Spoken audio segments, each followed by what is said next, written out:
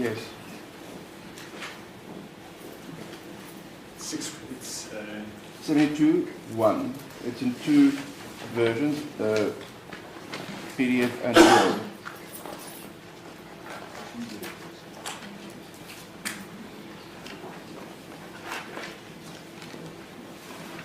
Yes, I have it. Lord, just to give your Lordship the roots, paragraph 1 has its origins in paragraph 4. 4 of the Notice of Motion. Yes. Paragraph 2 in paragraph 5 of the amended Notice of Motion. Paragraph 3 has its roots in paragraph 6 of the amended Notice of Motion. And then paragraph 4 is our main relief that has its origins in paragraph 10.1 Yes. of the amended Notice of Motion. Then your Lordship will see from the last page that we are not persisting in the setting aside relief that was foreshadowed in our notice of intention to amend, or our notice that we bring an amendment application. So the one that sets aside everything that the King has done in the interim, we are not proceeding with that relief. So that notice of amendment falls away unless your Lordship is against us. That's the 6 bis paragraph. That's the 6 bis paragraph Indeed. that was sought to be introduced. Indeed. All right. While we're on this topic, because this also, the draft order also addresses the question which I thought of in an insomniac moment last night. As you know, Mr. Dodson, judges never sleep. So last night, if your primary relief is, which you now almost said is primary relief, that's the section 8.4 steps, and that's the investigative committee. So if the argument is that the President, in view of what you say was a clear dispute or allegations of a dispute, should have or was obliged to take the steps in terms of section 8.4 of the Act, to have whatever was presented to him as a decision investigated. So if that decision is to be investigated, is it then still appropriate or even competent to grant prayer 1, which was your previous prayer 4? That is to set aside the exact decision which you want him to investigate. Well, what he investigates is not so much the decision as to whether the identification was in accordance with the customary law. Now, I realize yes, that's a difficult submission to make, but the scenario I want to postulate is one where everything goes according to plan in the identification process, but the only step that's flawed is a purely legal error. But even if that's a legal error, isn't it premature then to have a court set that then aside? Because the process leading up to that is what he's going to investigate. That's what the dispute was about. If I may be given the opportunity perhaps to reflect on it and come to a final position, all right. But it does seem to me... Because in logic it seems to be inappropriate. There's the identification decision. However or whatever, or legal or royal family, or the requirements, etc., there's a dispute about how that came about, whether that was in accordance with the prescripts of the Zulu nation. Then it comes to the President, and there's the dispute. Now, you say he was obliged to go to 8.4, and he shouldn't have made a recognition decision. So the recognition decision is what you want to set aside. That's fine, and you want him to revert to this position. But on this position, how can one then set aside the jurisdictional fact leading up to that position? My preliminary response, if we may be giving the jurisdictional hurdle, jurisdictional triggering. My preliminary response would be that it probably doesn't matter. As long as there isn't an inference drawn from our failure to challenge the identification decision that we accept that it was correct, which wouldn't be the case, but perhaps for purposes of, if it was looked at a later stage, one would need to somehow record the stance of Prince Simakade, which is that that process isn't accepted as having led to a valid identification. So that was my first question, and it pertains to the draft which you've now handed to me and uploaded. And the second question was just on a matter of argument. Yesterday, near the conclusion of your argument in dealing with the res judicata issue, you referred me to cases which indicate that an order granted for an interim interdict or interim relief is, of course, because of the nature thereof and because it is subject to amendment by a court, it is then, in that sense, not final and should not be deemed to be res judicata. But that's when there was an order granted. In this instance, the finding was to refuse that order and to make findings on the reasons for that refusal. It's on a slightly different footing, is it not? But with respect, it's in exactly the same proceeding, so it must have the same status either way. It can surely not be that if the interim relief is granted, then those decisions have no standing. But if the interim relief is refused, then they suddenly do have standing. We would submit. You say it's the same, all right. But it is notionally different because if an order is granted, then it's subject to amendment or could be subject to amendment. If no order is granted, there's nothing which can be amended. Well, Lord, except that it might, for example, have simply been on the basis of urgency ultimately or something. No, but I understand you say it's still the nature of the proceedings as interim interdict proceedings. Indeed. And therefore whatever is said either way you say should not be binding as res judicata. Indeed. Apart from the other arguments of parties, etc. And my Lord, in a way, it makes it worse, not better, for the second respondent, because if one looks at the order, there is absolutely nothing there to suggest that a decision was granted somehow favouring the second respondent. There's no declarator to be found in there, some sort of an interim declarator, or some sort of a prima facie finding in his favour. And that's why we also say that if Prince Simakade had been unhappy with that, there was nothing that he could do. He couldn't appeal that dismissal. Yes, So he would be completely stymied. He'd be left without a remedy. It would be inappropriate for him to intervene as an applicant in those proceedings because they were doomed to fail. It was brought on the basis of a rumour. No level-headed person would intervene to support the applicant in those circumstances. And if... All right, no, I understand that. It was just that interim portion on the order granted, it seems that those cases are to be distinguished on that basis. But otherwise, I get the point. May I make one last thing that I'd like to record in relation to the draft order? What we invite the first, second, and third respondents to consider and to convey to the court is whether, in the event that the court is ultimately against them and in favour of reviewing and setting aside either or both of these decisions, in those circumstances, we invite them to indicate whether they would go along with the relief that we are proposing be ordered in this matter, pursuant to the reviews. Right, but that I suppose you could have addressed to them as well. Indeed. But now you've mentioned in open court. All right, thank you. Is the court. Mr. Morano. Yes, my Lord, please. My Lord, I associate myself with the opening remarks of my learned friend for Prince Mbonisi about Advocate Masuku. Advocate Masuku, that's yes. Right. About the gravity of this matter and its importance, particularly to some of us who come from the kingdom of KwaZulu-Natal.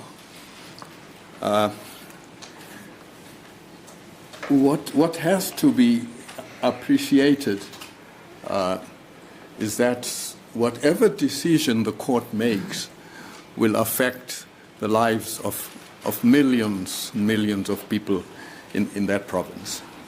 You can rest assured I'm under no illusion of the gravity of the matter.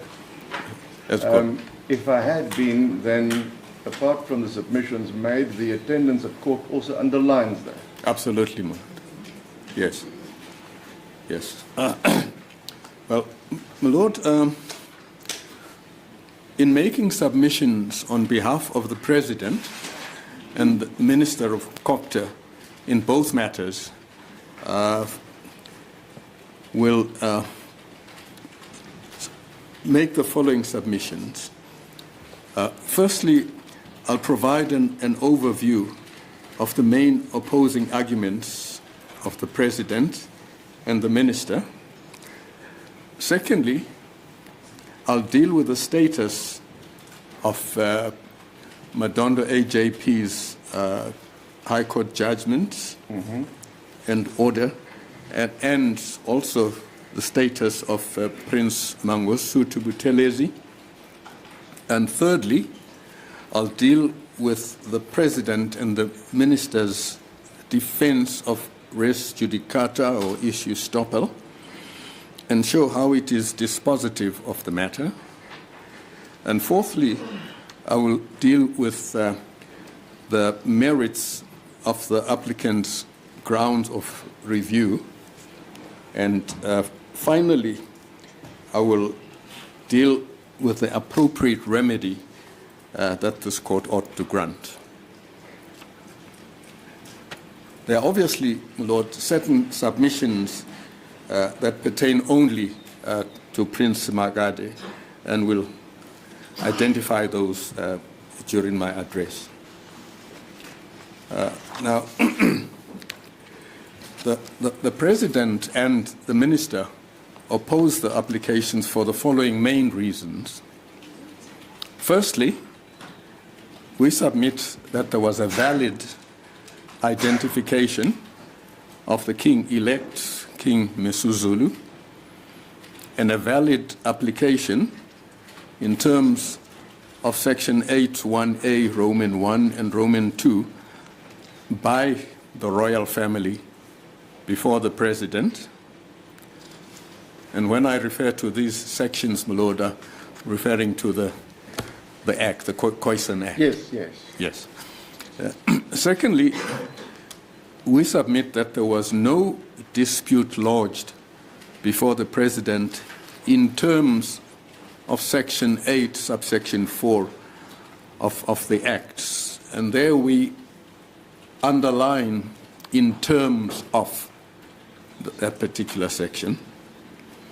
And thirdly, that the suspension of the late Isilo's will by Madondo AJP in respect of the applicant princess's matter, we submit has no bearing on the identification of the king-elect.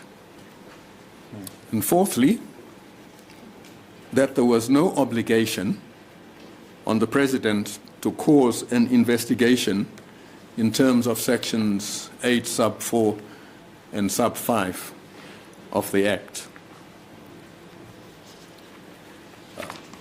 We'll begin by dealing with the status of Justice Madondo's judgment and the implication it raises for the applicants.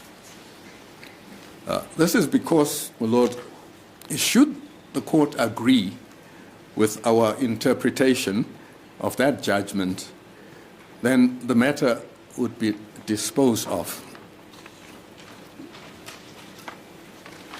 Now, the applicants in their submissions contend that the President's recognition of King Misuzulu as king-elect was primarily based on three considerations. Firstly, the findings and order of Justice Madondo.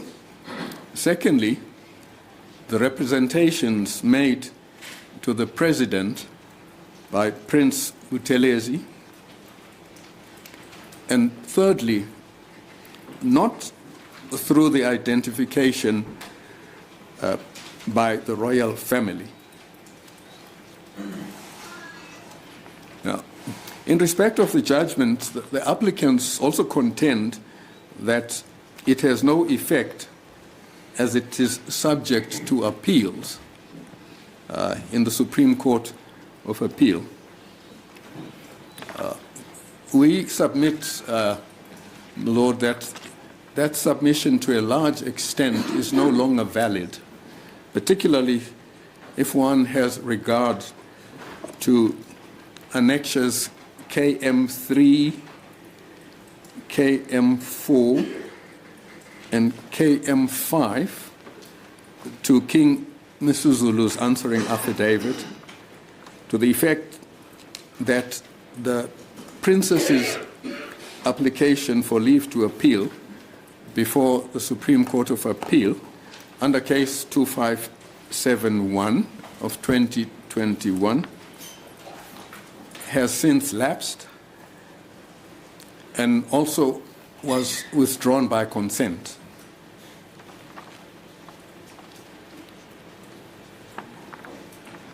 Now, King Misuzulu's answering affidavit also shows that Prince Mbonisi's application for leave to appeal under case number 10879 of 2021 P was dismissed by the Supreme Court of Appeal on the 5th of October 2022. And this appears, my Lord, on case lines 028, 121 to 162, 028, 135, 028, 137 to 139, and 030, 8 to 9, and 030, 222 to 223.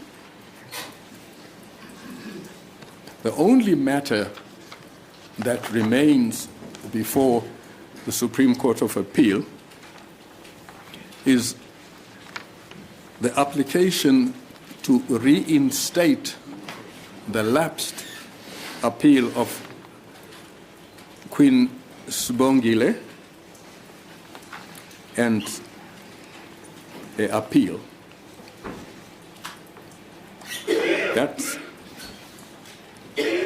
Those are the only matters we submit that remain before the Supreme Court of Appeal. But now, just to digress a bit, Lord, that appeal deals with essentially two matters. The one matter is the judgment of Justice Madondo with regard to the claim by Queen Sibongile to half of the estate of the late Isilo. Yes. And also the terms of the will. And we submit that there's nothing to do with this case. And secondly, it also deals with an application for the recusal of Justice Madondo. That matter, my Lord, we submit. You say that recusal is in any event linked to herself because... Absolutely. Yes, it's got nothing to do with the identification decision. Absolutely. Whether he married her or not has got nothing to do with his decision on the other matter. Absolutely, yes. Absolutely. So not married, they presided over the marriage. Yes, of marriage of one of the queens. Of one of the queens, yes. That is so. Yes.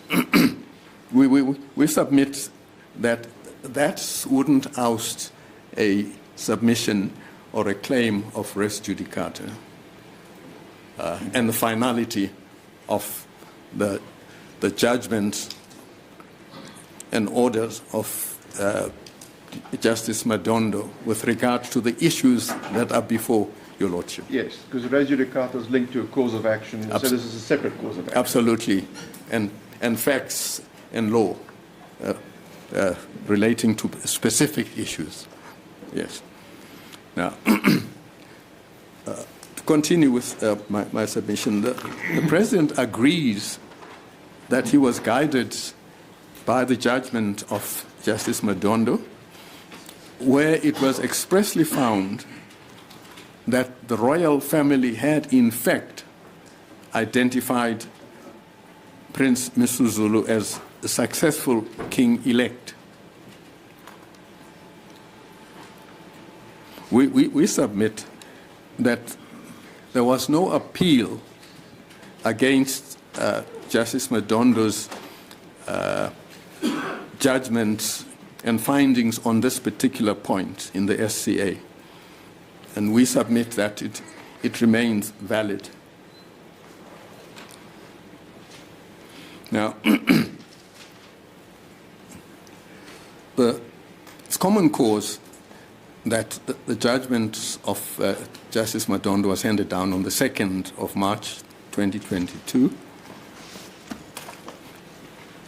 and that the impugned decision by the President was taken on the 16th of March 2022. It's also common cause that the applicant in the Prince Mbonisi matter under case 10879 served and filed a notice of application for leave to appeal in terms of Section 17 of the Superior Courts Act on the 17th of March. In other words, a day after the decision had been made, and that the applicant Queen only signed and filed her notice of application for leave to appeal under case 2571 of 2021P, that's the case number in the Pietermaritzburg High Court, on the 18th of March 2022. The references to these laws, I don't think it's necessary, but just for completeness sake, the first one is 001 191 to 202, and the Queen's is 001 187. So we submit, my Lord, that at the time that the President took his decision on the 16th of March, Justice Madondo's order was in full effect and force. And we submit, and we shall continue to submit, that the President was entitled, if not obliged, to rely on the findings made therein.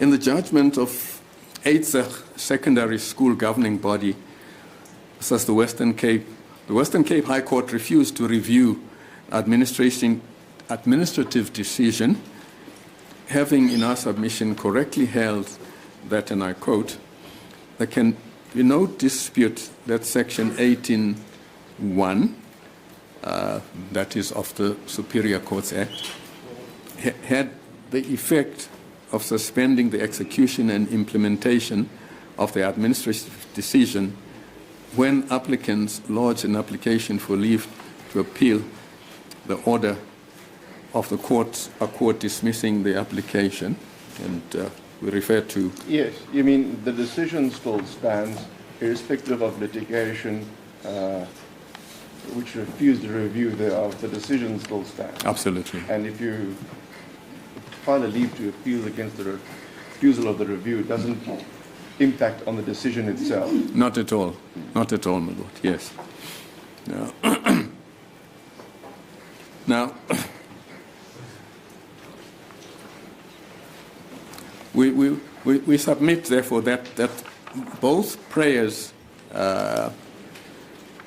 by the applicant princesses and Prince Mbonisi interdicting the president from issuing a certificate of recognition to King Misuzulu, they were dismissed, and the applicant princess's prayer directing the president to refer the matter concerning the identification of the successor to the throne as king of the Zulu kingdom back to the royal family for reconsideration and resolution in terms of Section 9, subsection 3 of the repealed Traditional Leadership and Governance Framework Act 41 of 2003 was also dismissed. We submit that although the applicant's application for leave was lodged on 17th March, may have had the effect of suspending the order and the judgment until its final determination in relation to the order relief sought. The de facto position was that Justice Madondo had in fact dismissed the interlocutory and directive relief against the president. In regard to the decision, the court's decision in the Koti case, we submit that it finds application. There the court held that an application for leave to appeal cannot restore what never was, nor somehow confer a benefit on the applicants that did not exist. Well, transmuted to the facts of this case, the notice of motion of both applicant princes and Prince Mbonisi did not contain a prayer seeking the suspension of the certificate of recognition pending the finalization of their application for leave. Therefore, it cannot be that the late filing of the application for leave to appeal against the orders of Justice Madondo can somehow miraculously breathe life. You mean if they wanted that, there should have been a Section 18.3 separate application absolutely. For implementation Yes. in the interim pending appeal? Precisely, my lord. Precisely, my lord. Yes.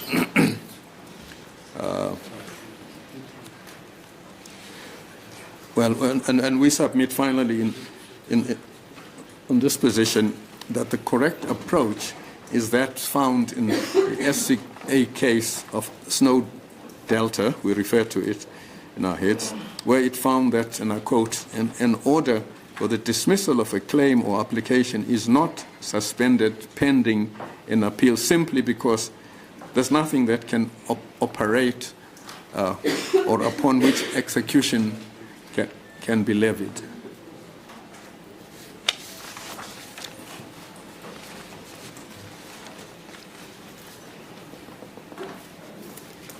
Yes. Well, in respect of representations of Prince Mangosuthu Buthelezi, the applicants contend that they are not those of the royal family as defined in the Act, and therefore the President was not entitled to rely upon them. But Justice Madondo,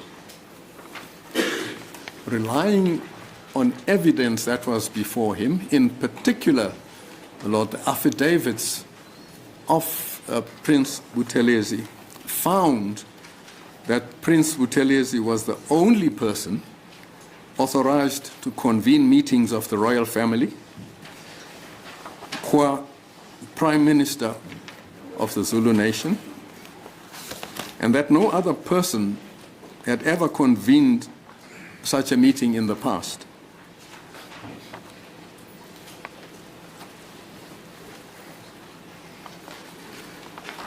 Therefore, given that the judgment and order of Justice Madondo was in full force and effect when the President took the impugned decision, it must follow, we submit, that the President was entitled to rely on the representations made by Prince Mangosuthu Buthelezi when the President issued the certificate of recognition on the 16th of March 2022.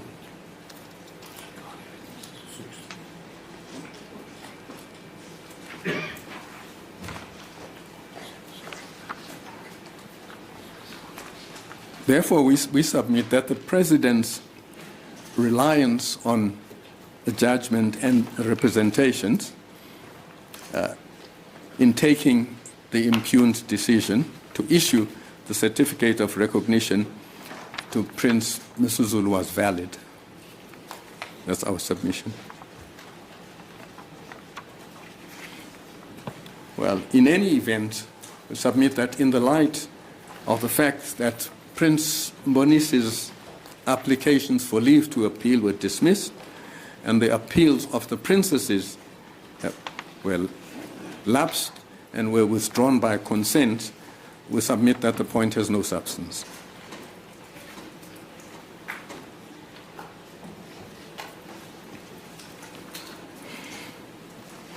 Now, I go on to deal with the legal implications of the finality of Justice Madondo's judgment. As I've already submitted, my Lord, on the 5th of October 2022, the SCA dismissed Prince Mbonisi's petition, and on the 22nd of March 2023, the Supreme Court of Appeal sent a notice advising that the princess's appeal had lapsed on account of failure to timeously file the heads.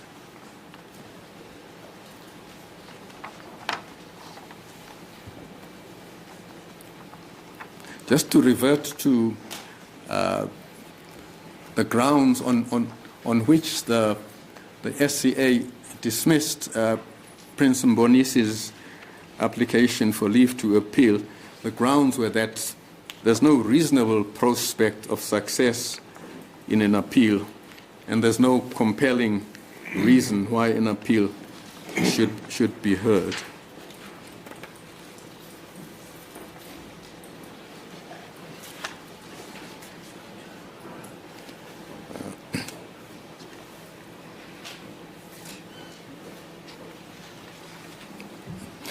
Lord, I have referred to the matter that is pending in the SCA, that is Queen Sibongile's. Yes. Now, the applicants have sought to file the heads of argument by the second respondent in that appeal, and this, Lord, is to be found in case lines 029, 78 to 120.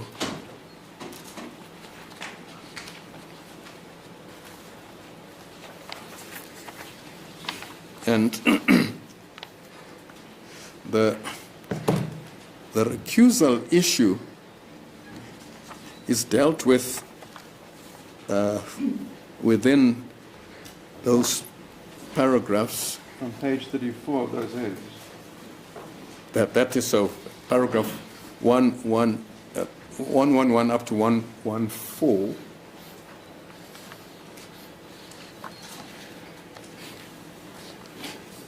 And those heads paint a very strange picture, my Lord. The story being that at the beginning of the proceedings before Justice Madondo, the legal representative of the Queen intimated that they might bring a recusal application, and they required some time to consider whether or not to bring that application. After consideration, and after an application to amend their papers was refused, they decided to proceed with the matter to finality. And you say the point is that in 86 of those heads, no recusal application was brought before the hearing of the matter. Yes. None was brought after the ruling of the court on the validity of the customary marriage relief. Yes. Or after the dismissal of the application for leave to amend. Yes. Or on the second day of the hearing. Yes. Yes. In fact, Lord, that's why you'll find nothing said about the application for recusal in Justice Madondo's judgment. I think he referred to it. At the end. Yes, on page 11, paragraph 22, under the heading Application for my refusal, it says the applicant Queen thereafter abandoned her application for my recusal and argued the matter. Yes. However, on 17 January, the registrar brought to my attention there was a notice of application. Yes. It was enrolled for the 25th. Yes. At the time, it was not complete. That's the affidavit. Yes. Undertaking for confirmatory affidavit wasn't served. 25 January, no appearance. Yes. An inquiry, I discovered had not been enrolled. Yes. And that's what he said. So And he didn't deal with the merits or contents thereof, but that's what he said about the procedural. That is so. And that is what the learned friend, Mr. Masuku, said was pending before the SCA. But as we have submitted, Lord, it has absolutely no bearing on the issues that the Lord has to determine. Now,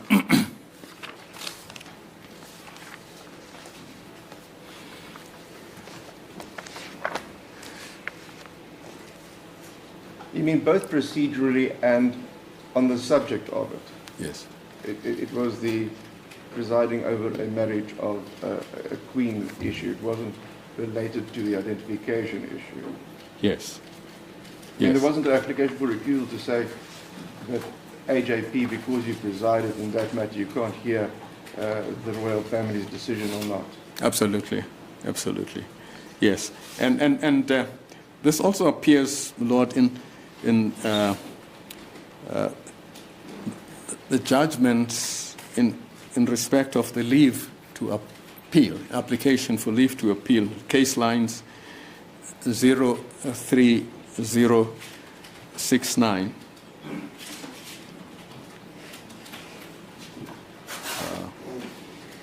Where Madondo AJP states that there's no recusal application, that no recusal application was filed, and this court did not make a ruling in that matter, for reasons that are also articulated in. That corresponds Absolutely. with the paragraph that I've read from his initial judgment. Absolutely, yes, yes.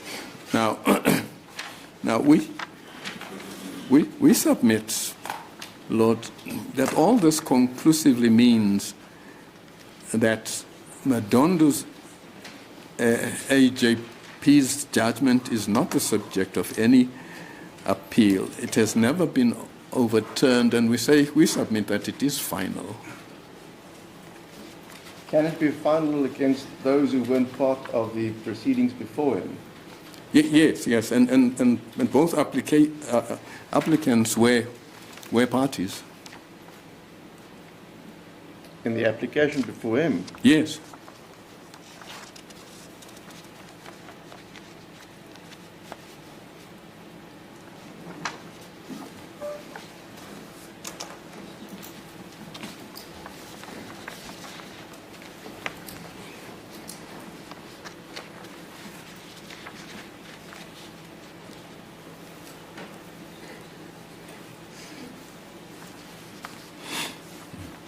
I see. Yes, Mother. And we submit, Lord, that that the subject matter of this review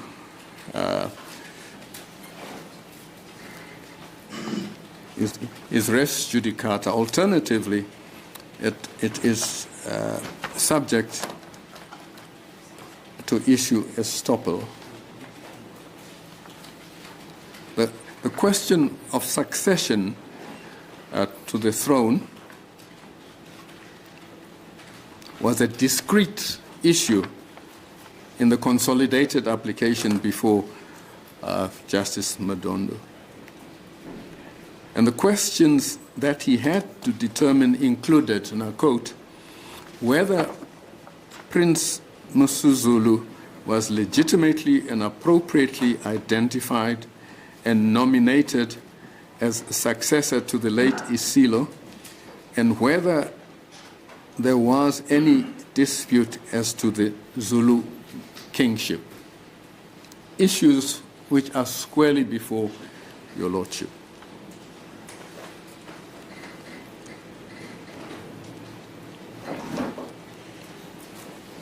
And Justice Madondo dismissed Prince Mbonisi's application on the basis, firstly, that there was no contender to the throne who professed to have a better right, entitlement,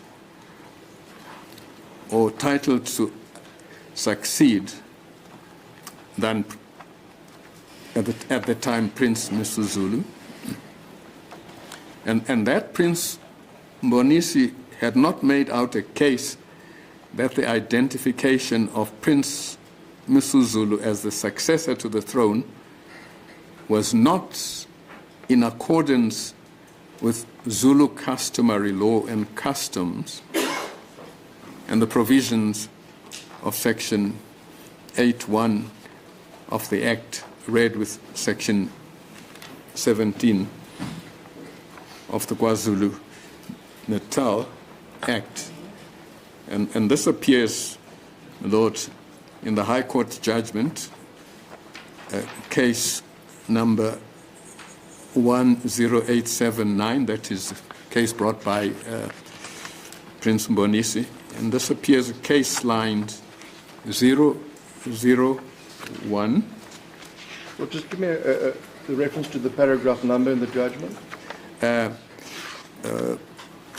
Case lines 001, 170 at paragraph 103.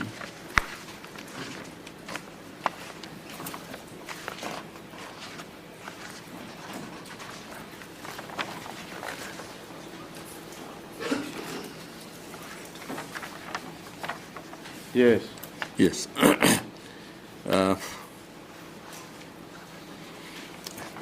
Regarding the constitution of the royal family, at the meeting of the 14th of May.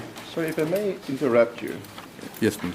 Is your argument then further on an extension of the res judicata issue, that if one were to have wanted to attack that finding in the paragraph you referred me to, yes, or the paragraphs in the application for, in the dismissal of the application for leave to appeal. Yes. That's 2.11 and 2.12. Yes. Where it says the power to identify and nominate to appoint lies with the royal family. There's no dispute. Then the core members issue is raised and says there was no dispute as to the core structure of the royal family and who constitutes it. Now, before me, there was argument yesterday as a dispute as to that, and it was actually mentioned that that dispute might even be a long and not easily resolvable dispute, depending on how you structure the descendants or not. Is your argument on the res judicata that if one wanted to attack those findings, then those who should have been who were party to that proceeding should have taken that on appeal, and it can't be done otherwise? Well, actually, if one has regard to Prince Bonisi's application for leave, that's exactly what he did, but his application was dismissed.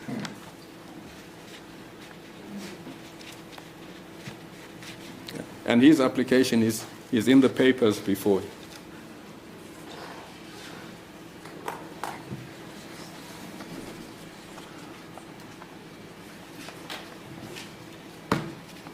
Yes. Now, I'll ask the applicants again that in reply, because on the one hand, it will be inimical to the interests of all concerned if there is a remaining dispute still hanging in the air. And if finality had been reached by Madondo AJP, would resolve that dispute, not leave it hanging in the air. And if the argument is, but if you did not want it to be final, the step should have been taken on appeal. Yes, in fact, as I say, Lord, there was an attempt to take a judgment and the findings on appeal. If your Lordship... Because I can't sit on appeal on what Madondo AJP did. Absolutely, my Lord. I can only deal with the issues if it can be separated on a res judicata or absence of res judicata basis. Absolutely. Absolutely, my Lord. And that is our submission. In fact, we submit that there's a presumption that a judgment is correct. Well, that's the basis underlying res judicata. Absolutely, yes. And if one wishes to upset a judgment, then what one should do is to take it on appeal and have it overturned. And they attempted to do that and failed. And will this also apply to Prince Simakade, who wasn't the applicant, although was cited in the matter? Was he? Yes, he was. Yeah, well, he was cited. He's cited, but he wasn't an applicant or an active respondent. No. But you would say that will also apply on the basis of issue estoppel? Yes. That there's an issue in a matter of which you have been cited as a party. Yes. If you wanted to raise something, then you must have said something. Yes. If Lordship will bear with me, I'm receiving some assistance here from my colleague.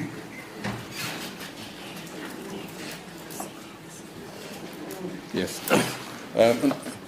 In case lines 020189,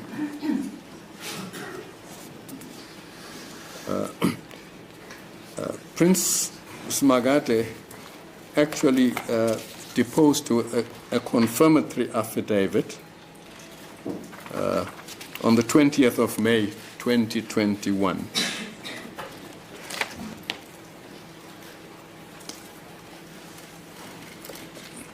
So he was clearly aware of the proceedings, he participated in the proceedings.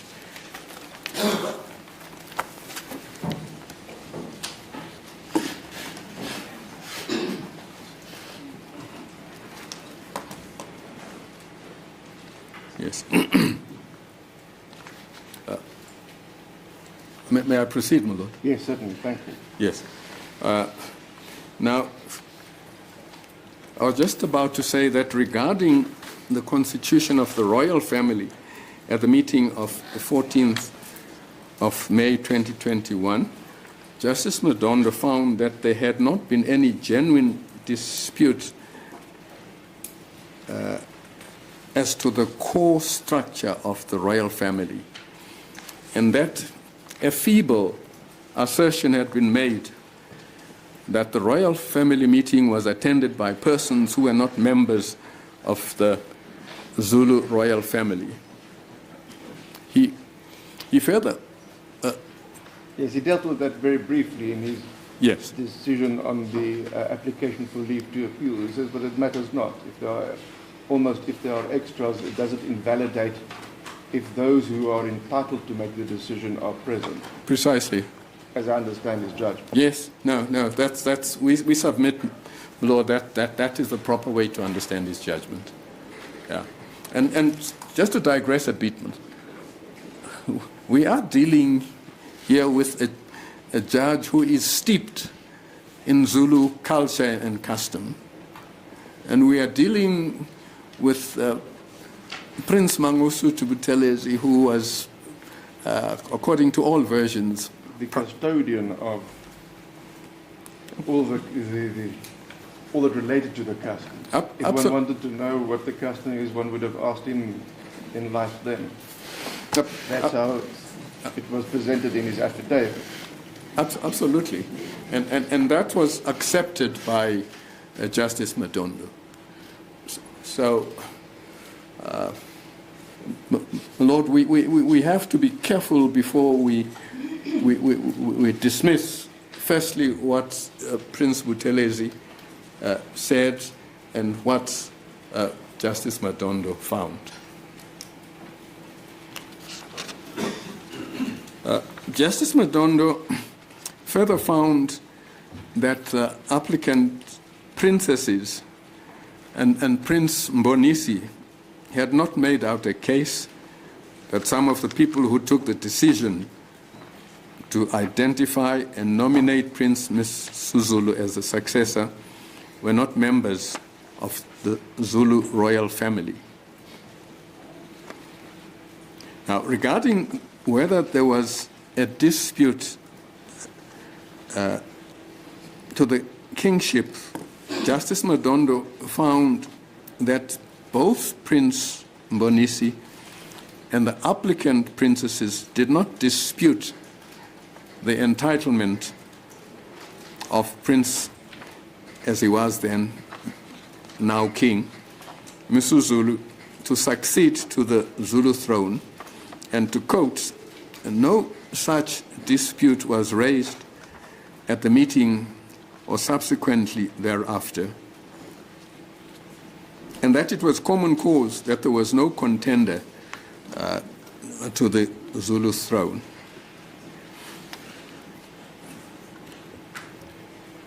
My Lord, just to digress once more and deal with the antecedents to that meeting of the 14th of May, go to bear with me.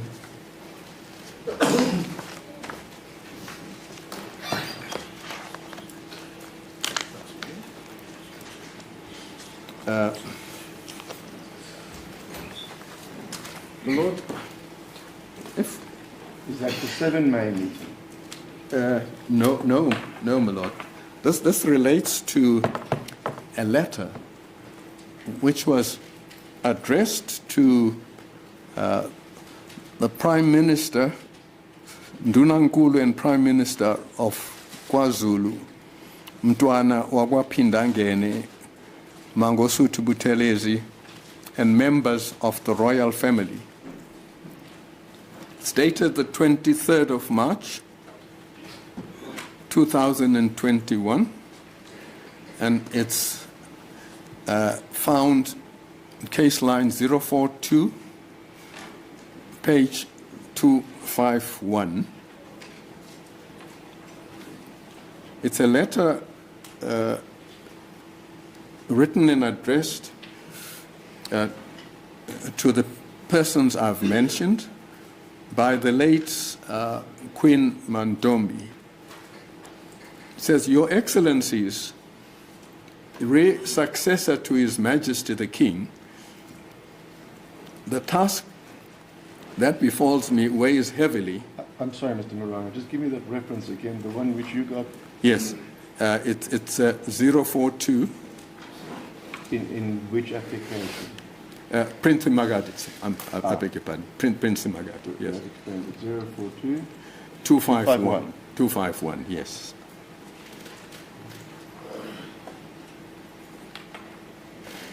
Yes. Your Excellency's successor to His Majesty the King, the task that befalls me weighs heavily. After the untimely demise of our King Isilo Samabandla Onke, King Goodwill Zwelithini, the need to fill up the position of the fallen king has arisen. His Majesty the King, during his lifetime, and through his last will and testament, bestowed upon me the singular honor to succeed him and to assume the role of the Zulu monarch. I hope that the wishes expressed by His Majesty the King to bestow upon me the privilege of being His Majesty's successor will be welcomed and embraced by your good selves. Whilst I'm humbled by the honor and the wishes of His Majesty, I believe it to be appropriate and befitting of the great Zulu nation to bestow the honor given to me by His Majesty to my son, Umntwana uMisuzulu Zulu. In this regard, I implore you to give consideration to appointing Umntwana uMisuzulu Zulu as the king in my stead. I'm hopeful that Umntwana Misuzulu Zulu will accept this honor and duty with buoyancy. In the event that he does not accede to my wishes or is not appointed, and only in those circumstances shall I oblige with the king's wishes that I should succeed His Majesty. I believe that Umntwana uMisuzulu is preeminently suitable to assume the position of the Zulu monarch. Umntwana uMisuzulu Zulu is a designate heir of the Zulu kingdom in terms of our Zulu customary law and traditions. Umntwana uMisuzulu Zulu is the son of His Majesty in the royal house of Kwakhangela Mankenga. God has given me the singular honor to be born from the royalty of His Majesty the King of Eswatini, Sobhuza II. In accordance with a long-standing tradition of the Zulu nation, the son born of royalty, such as Umntwana uMisuzulu Zulu, as preeminently the successor to the king. It will also be remembered that the Zulu kingdom paid the lobolo to the kingdom of Eswatini on the occasion leading to my betrothal to His Majesty the King. This was done by the Zulu nation. Again, and in accordance with Zulu customs and traditions, the first son born of my marriage to the king becomes the successor to the king. Umntwana uMisuzulu Zulu qualifies for the appointment as the king. He has no previous conviction. He is of sound mind. He has no disqualifying impediments which militate against his appointment as the king. I accordingly invite your excellencies to support my decision and identify Umntwana uMisuzulu as the person who should assume the position of the king of the Zulu nation. And it is signed by Queen Manfombi Zulu of Kangela Mankengan Royal House. So much my Lord, for submissions and allegations that there were no criteria when the decision was taken to identify King Misuzulu as king-elect. Yes, I think Mr. Dodson's argument was, but when the decision was put before the President, these factors did not, in terms of Section 8.1, form part of that decision to say, here's a decision of the Royal House, and this is why the Royal Family, this is why the Royal Family came to this decision or this identification. I think that was the primary thrust of the 8.1 argument. My Lord, I believe there was lots of documentation that was placed before. Sorry?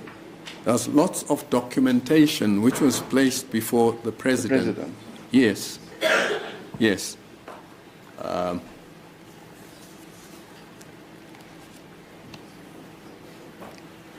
No, sorry, I'm just responding to your argument to say this is what was said about the qualifications of the king-elect by the Queen and why he should be then considered. In any event, when the members of the Royal House met subsequently on the 14th of May, this was all before them.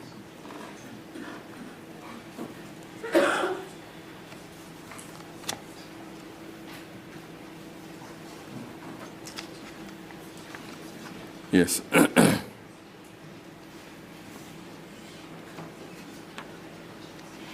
Now, in respect of the effect of the suspension of the late Isilo's will on the identification and nomination of Prince Misuzulu, Justice Madondo found that Prince Misuzulu was the designated heir and prince-elect of the Zulu kingdom in terms of Zulu customary law and customs, who had been identified and nominated by the Zulu royal family as the successor to the late Isilo. Not necessarily because he was nominated by the late Queen, but rather because the evidence had established that the identification, nomination, and appointment of Prince Misuzulu was not solely dependent on the validity of Isilo's will, as it showed that on the 14th of May 2021, the Zulu family assembled and identified Prince Misuzulu as a successor to the Zulu throne according to Zulu customary law and customs. Lord, this is to be found at case lines 001, 151 to 152, at paragraphs 57 to 58. Lastly, in respect to the applicant's contention that the President and/or the Premier of the KwaZulu-Natal province had an obligation to investigate or refer the matter back to the Zulu royal family for consideration and resolution, Justice Madondo found that Princess Thembi Ndlovu's letter addressed to the President did not comply with Section 8, subsection 4 of the Leadership Act. He emphasized that, and I quote, that the President should act where there is evidence or an allegation that the identification of a person as king or queen was not done in accordance with customary law and custom. No such evidence or allegation has been brought to the notice of the President in this regard. The letter of Princess Thembindlovu lacked the necessary allegation that Prince Misuzulu, who was identified by the royal family, had not been identified in accordance with Zulu customary law and traditions, and that Prince Simakade has a better right or entitlement to the throne. But apart from the better right issue, Advocate Dodson will, if you ask him this question, say, but of course the learned justice was wrong. We've shown your lordship the documents of Princess Thembindlovu, we've shown your lordship the extensive allegations of disputes, referring almost to a legal treatise. And therefore that fact appears to be wrong, but your argument might then be, but even if it is wrong, that was the finding. If you want to take it on appeal, take it on appeal. Absolutely. Absolutely. And in any event, Lord, we submit that thesis in the first place. Mr. Morane, while you're looking for a paragraph or a page there, will it be convenient to take the adjournment now? The customary adjournment, yes. I see you were just, so might I grasp that moment? Carpe diem. Court will adjourn.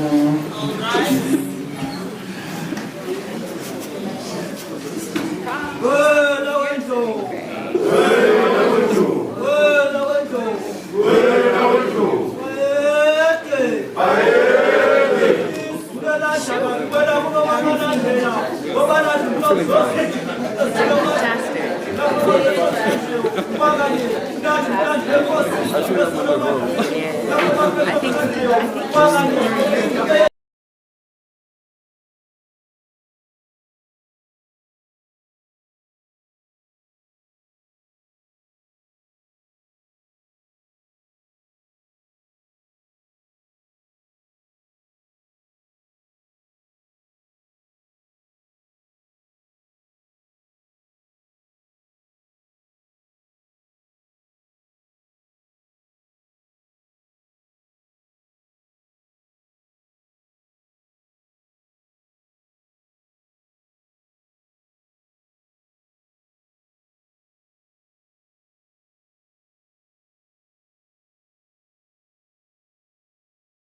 Section 8, 1A, Roman 1 and Roman 2 of the Act before the President.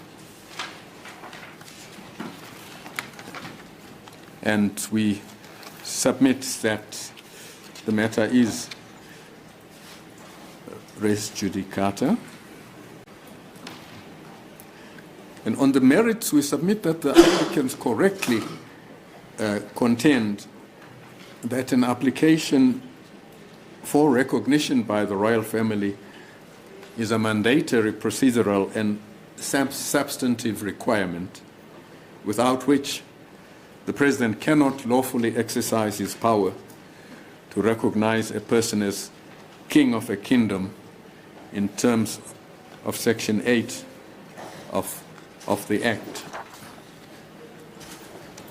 But we submit that the applicants incorrectly argue that the impugned decision violates the principle of legality. The starting point for the President in respect of the issue of the identification. Sorry, Mr. Morane, I'm just distracted.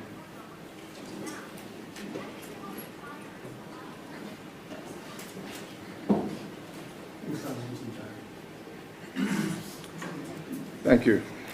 Yes, you submit that. That's the starting point. For the President, in respect of the identification and nomination, is the letter of the 12th of March, when he received an application for the recognition of the then Prince Misuzulu. You say that letter constitutes the application? Yes, my lord. And that application was submitted by the late Prince Mangosuthu Buthelezi as Prime Minister of the Zulu nation on behalf of the royal family. And in terms, we submit of Section 81A, Roman 2 of the Act. And we submit that on receipt of that application, the President was entitled to rely upon the representations of Prince Mangosuthu in his capacity as Prime Minister of the Zulu nation. And we further submit that the President was bound by Justice Madondo's findings. That included that Prince Misuzulu, as he then was, had been both identified and unanimously nominated as King of the Zulu nation in accordance with Zulu customary law. All right, but the letter from the late Prime Minister was 12 March. Yes. And there were steps since then, before we jump to the point where you say the President was entitled to rely on the determinations by Madondo AJP. I don't follow. What steps, my lord? So what happened after you received the... Oh, you mean the later letter already was after the judgment of Madondo AJP, and the combination thereof is what the President was entitled to rely on? Yes. I have now received the letter, and I've gotten a court judgment which says this is the position, the same as in your letter. That is so. That is so. Yes. Yes. Now, the reasons that underpin that finding of Justice Madondo includes the following: that the ilobolo for the late Queen Manfombi was paid for by the Zulu nation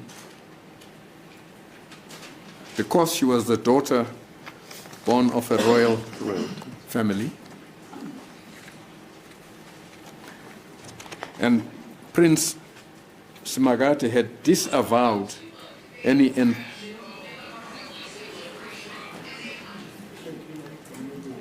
If that happens again, the person who causes it shall not be entitled to remain in court.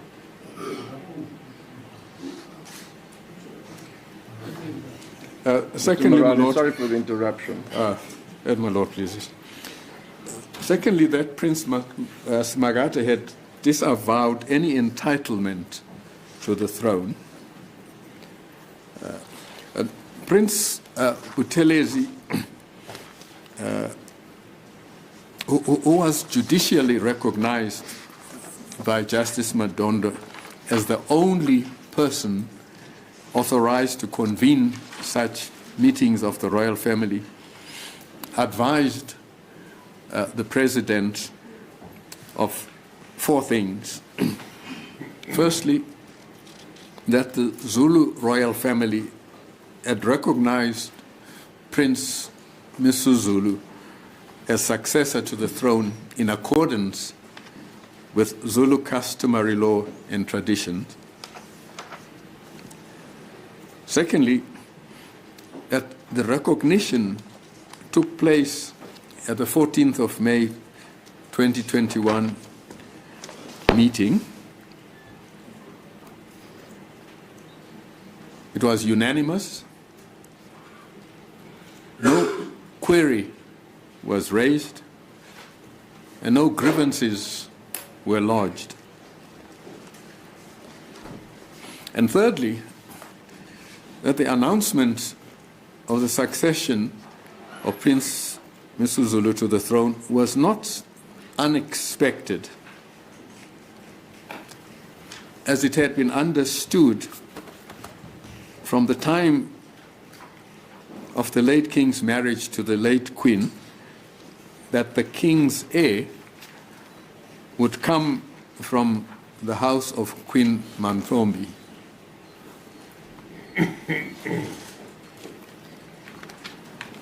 Lord, as far as that is concerned, it appears we are at idem with Prince Simakade.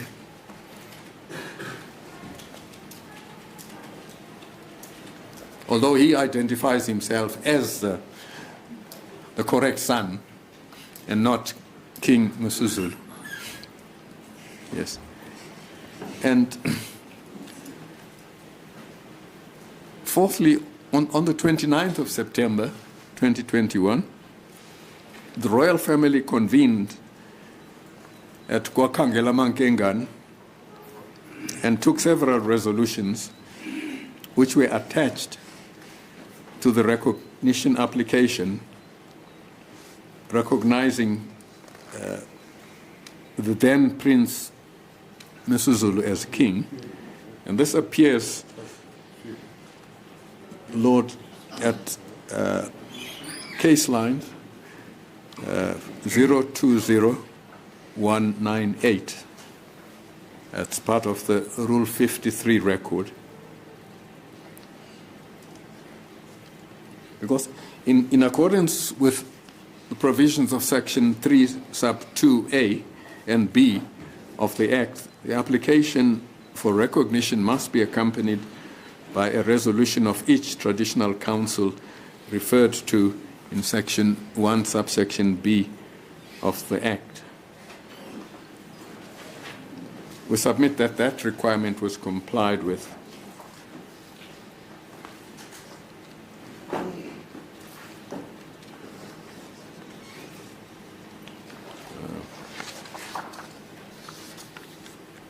Now, that resolution recorded that the royal family declared that it had recognized Prince Misuzulu as the present king of the Zulu nation.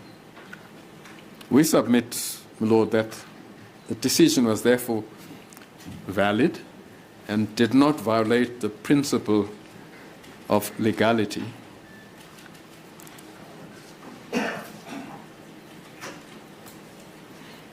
The applicants submit and allege that the president abdicated his power to the minister, in particular Prince Simakade. He argues that the impugned decision be declared unlawful because the mediation panel appointed by the minister pursuant to the president's request was not a lawful investigation under Section 8 of the Act, as it cannot replace the legal requirement on the President to institute an investigation as opposed to a mediation if there is a succession dispute, so they allege. We submit that that contention is misplaced. The ad hoc mediation is not an investigation committee. Yes. It's not an 8-4 committee. Absolutely. Which is also part of the complaint. Yes. But the complaint, as I understand, goes further. Even if you as president now want to mediate a dispute such as this in the interests of all involved, and you get that report, and if that report is not yet conclusive, aren't you then obliged, in terms of the Act, they say, to appoint a committee? We submit not. The applicants are relying on two sections. They rely on Section 8.4, read with 8.5, and they also rely on Section 59 of the Act. Dealing first with Section 59, we submit that Section 59 deals with the situation after a king or queen has been appointed. then any dispute that arises thereafter has to be Dealt with under Section 59. It Yeah. appears to be so because it is of general application. absolutely. And 8 deals with the first appointment and recognition. That is so. First one, yes. That is so. But Section 8.4 relates to a specific matter, and the jurisdictional facts are that there is an allegation or evidence relating to You'll have to turn off aeroplane mode.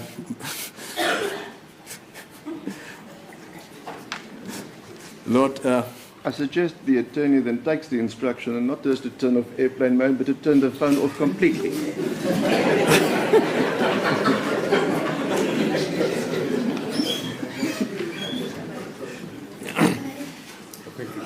Yes, all right, so it's a very low threshold.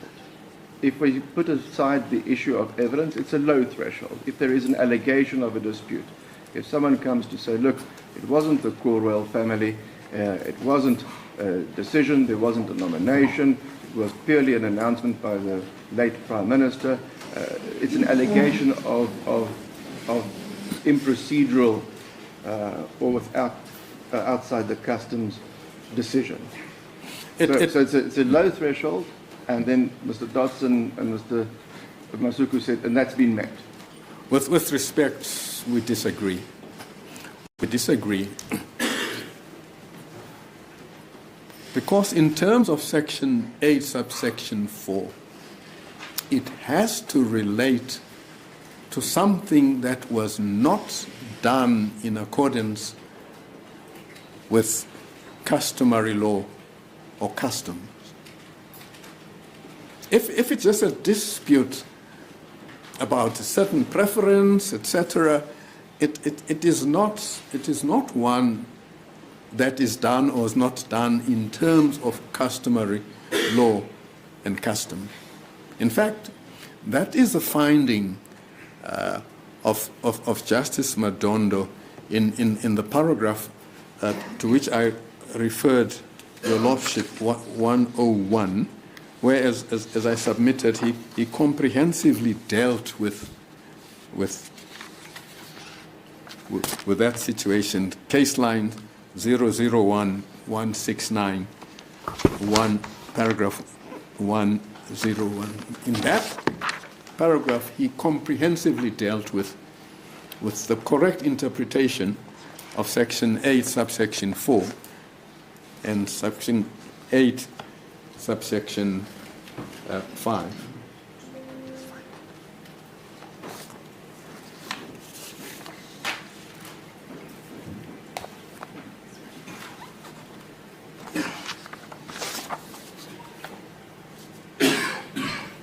Is that what you say he found meant when he said the letter that Princess Tembi and Glovo addressed to the President stating there was a disagreement in the Zulu royal family that who should succeed to the throne between Prince Misuzulu and Prince Simakade did not comply with the provisions of Section 8.4? Precisely. If it's a preference issue, Yes. it's outside the Act. Precisely, my It Lord. must be a dispute regarding the correctness of the customary law or the customs or the application thereof. Absolutely. Absolutely. That is our submission. And that is, we submit a jurisdictional fact for invoking those two provisions, 8 sub 4 and 8 sub 5.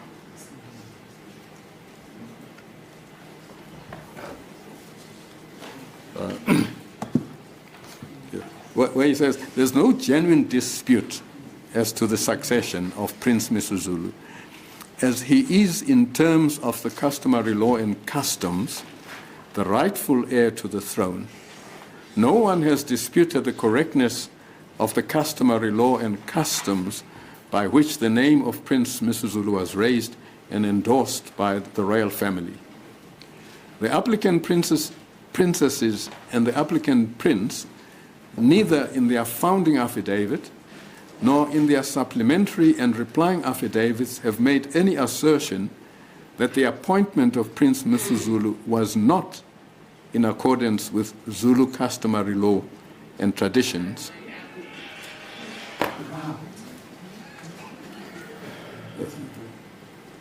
The letter... Mr. Marani, let's just deal with this now once and for all. Will everyone who wants to attend the court switch their phones off? As almost with an airline, I give you now the opportunity to do so. Before we take off the argument further. The interruptions are distracting both counsel and myself. It's improper, it's disrespectful to him and to the court. Mr. Marani, sorry, where were you? Yes, as Lord pleases.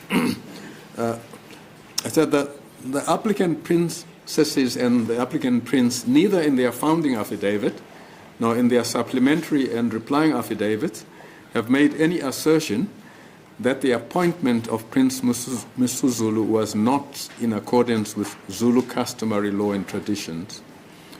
The letter that Princess Thembi Ndlovu addressed to the President stating that there was a disagreement in the royal family as to who should succeed to the throne between Prince Misuzulu and Prince Simakade did not comply with the provisions of Section 8, subsection 4 of the Leadership Act.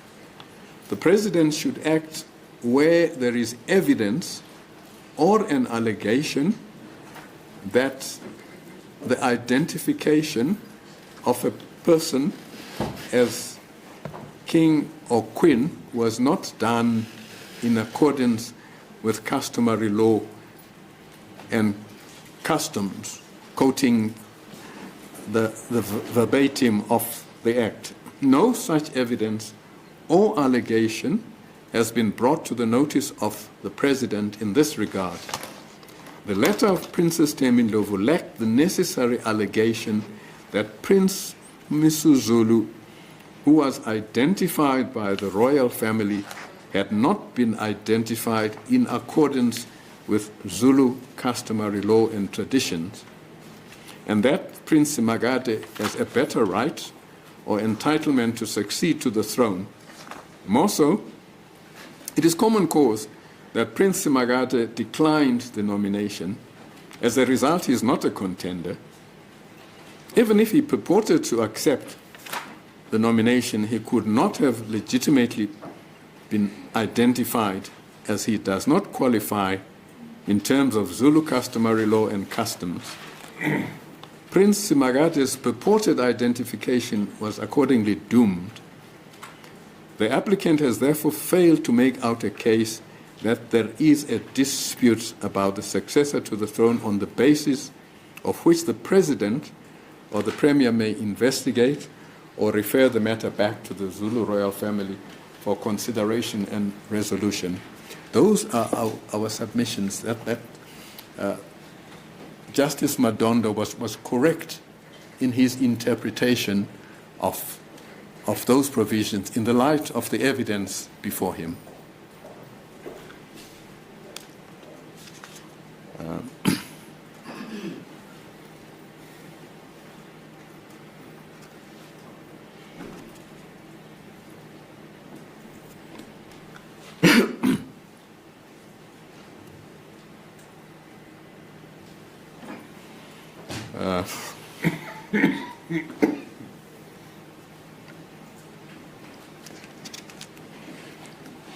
There are also other references, Lord, case lines 029, 57. Those are paragraph 176 and 179 of the President and Minister's answering affidavit. The conclusion of that submission, of these submissions, my Lord, is that the President did not abdicate his power to the Minister. Now, I'll move on to next heading, which I've effectively dealt with.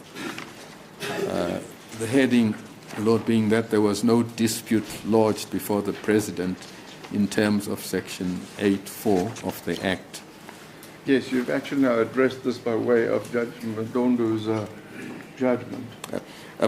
Absolutely. Yes. I don't need to belabor the point. I don't need to repeat it.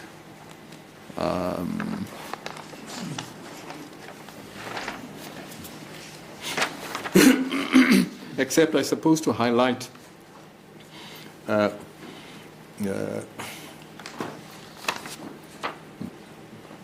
Lord, a number of factors on which the President relied arising from Justice Madondo's finding. Firstly, that Prince Mangosuthu had failed to make out a case that there was a dispute about the successor to the throne, on the basis of which either the President or the Premier could investigate or refer the matter to the royal family for reconsideration.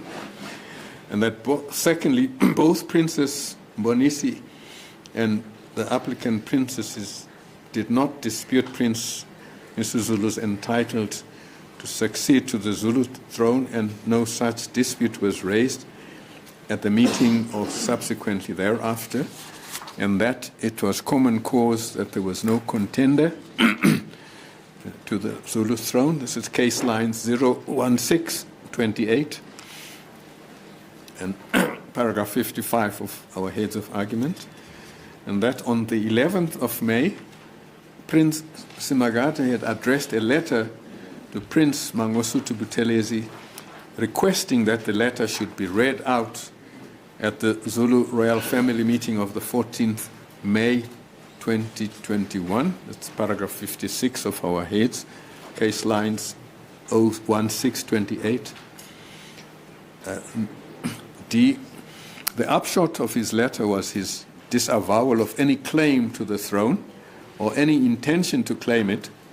He instead indicated his willingness to abide by the decision of the royal family. Same reference, case lines. Madondo JP emphasized that if anyone had disputed Prince Misuzulu's identification and nomination, he should have done so at the royal family meeting where the matter was discussed. Next point. It's actually just to encapsulate what I've already said. Princess. The two, however, who would have raised that issue at the meeting of 14 May, Prince Mangosuthu and Princess Tembi, were both absent. They'd sent their apology. Yes. Yeah. Yes. Then they mustn't complain if they're invited and did not present themselves. I've already dealt with the fact that Princess Tembi's letter did not comply with Section 8.4 of the leadership, etc. I don't need to belabor the point that there was no dispute for the Premier or President to investigate.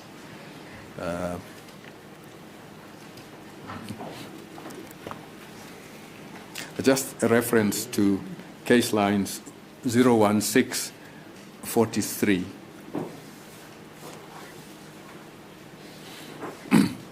Then we conclude, Lord, that the judgment therefore laid to rest the issue of any dispute having been lodged with the President. The next topic I wish to deal with is that the President was not bound by the recommendations of the mediation panel. Sorry, the topic there? That the President was not bound by the recommendations of the mediation panel. But is there a dispute about that? I don't know. But just for completeness' sake, my lord, in case somebody in reply says there's a dispute. But he can't be bound. Of course. It was firstly a mediation panel, and at best it was an extension of his letter to the minister to ask for it to be Yes. advised. That is so. But of course, he is free to use or ignore the advice. Absolutely. Absolutely. Yes, but I think Prince Simakade. In fact, in terms of the structure of the Act, even if there had been a committee in terms of 8.4, he would still not necessarily have been bound. He must just have been very circumspect in producing reasons why he did not follow such a recommendation if Yes. there had been one. Yes. Yes. The only reason why I'm raising this, Lord, is that it is actually disputed by Prince Simakade, who submits that the decision by the President was unlawful because, without reason, he failed to follow the recommendation of the mediation panel that no decision to recognize Prince Misuzulu be taken pending a full investigation into the heir to the Zulu throne. That's really why we are making that point. But I take his lordship's point that in any event, these were recommendations. He was not bound. But for fullness sake, I just refer to case line 02956.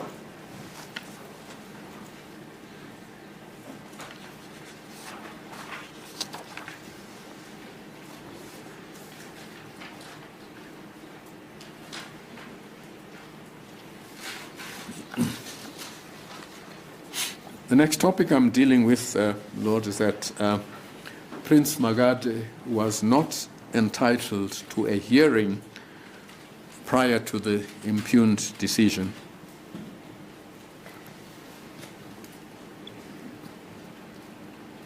This is based on the contention by Prince Simakade that the President failed to afford him a hearing before the President made the decision. And we submit that the report from the panel was not intended to be shared or debated with the royal family. Instead, the minister had appointed the panel in order to attend to the concerns raised about the Mazulu kingship and its succession.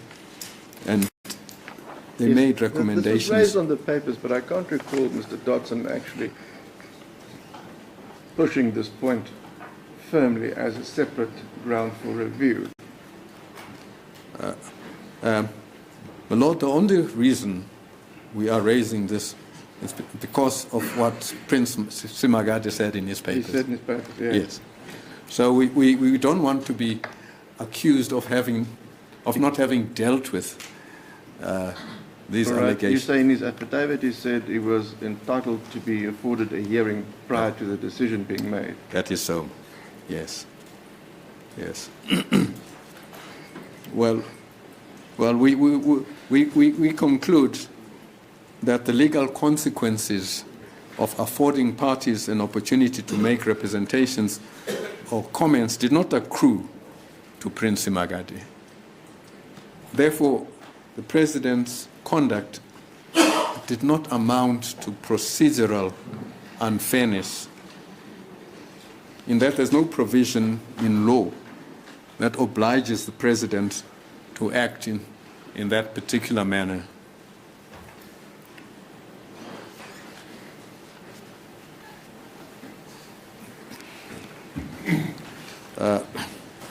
Briefly, the next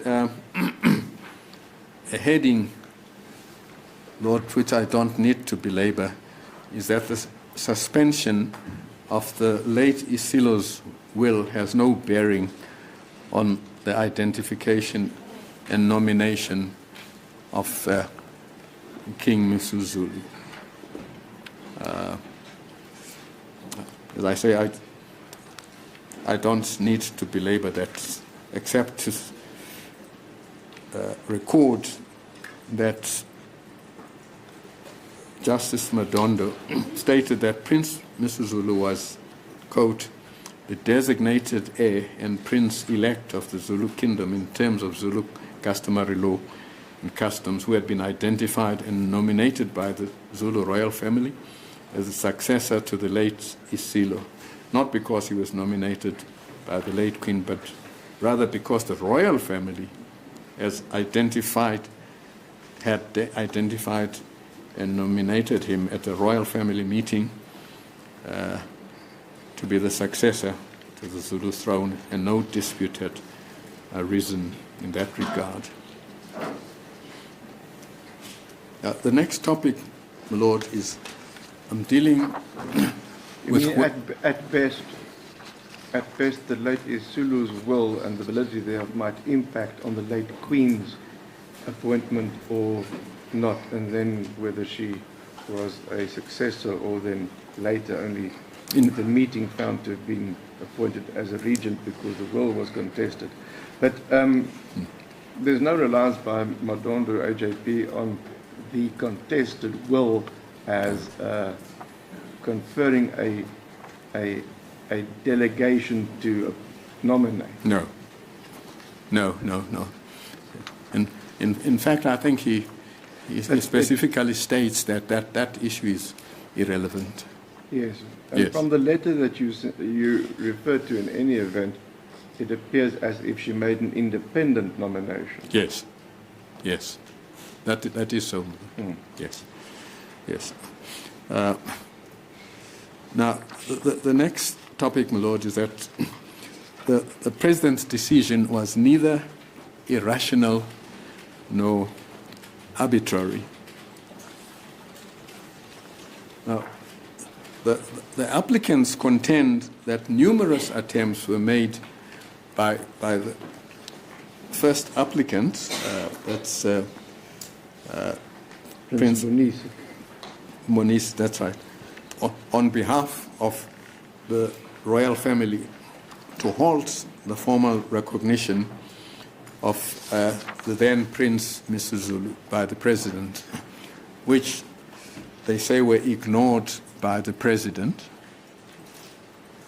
They also contend that the President's failure to address or acknowledge the inquiries and letters of Princess Thembinlove and Prince Bonisi amounted to a failure to give a hearing when he had a duty to do so, and therefore this failure resulted in the President making an irrational decision that fails the test of legality. There's a huge jump in logic there, my Lord, which is not sustainable. In any event, Lord, it's common cause that Prince Mbonisi brought several cases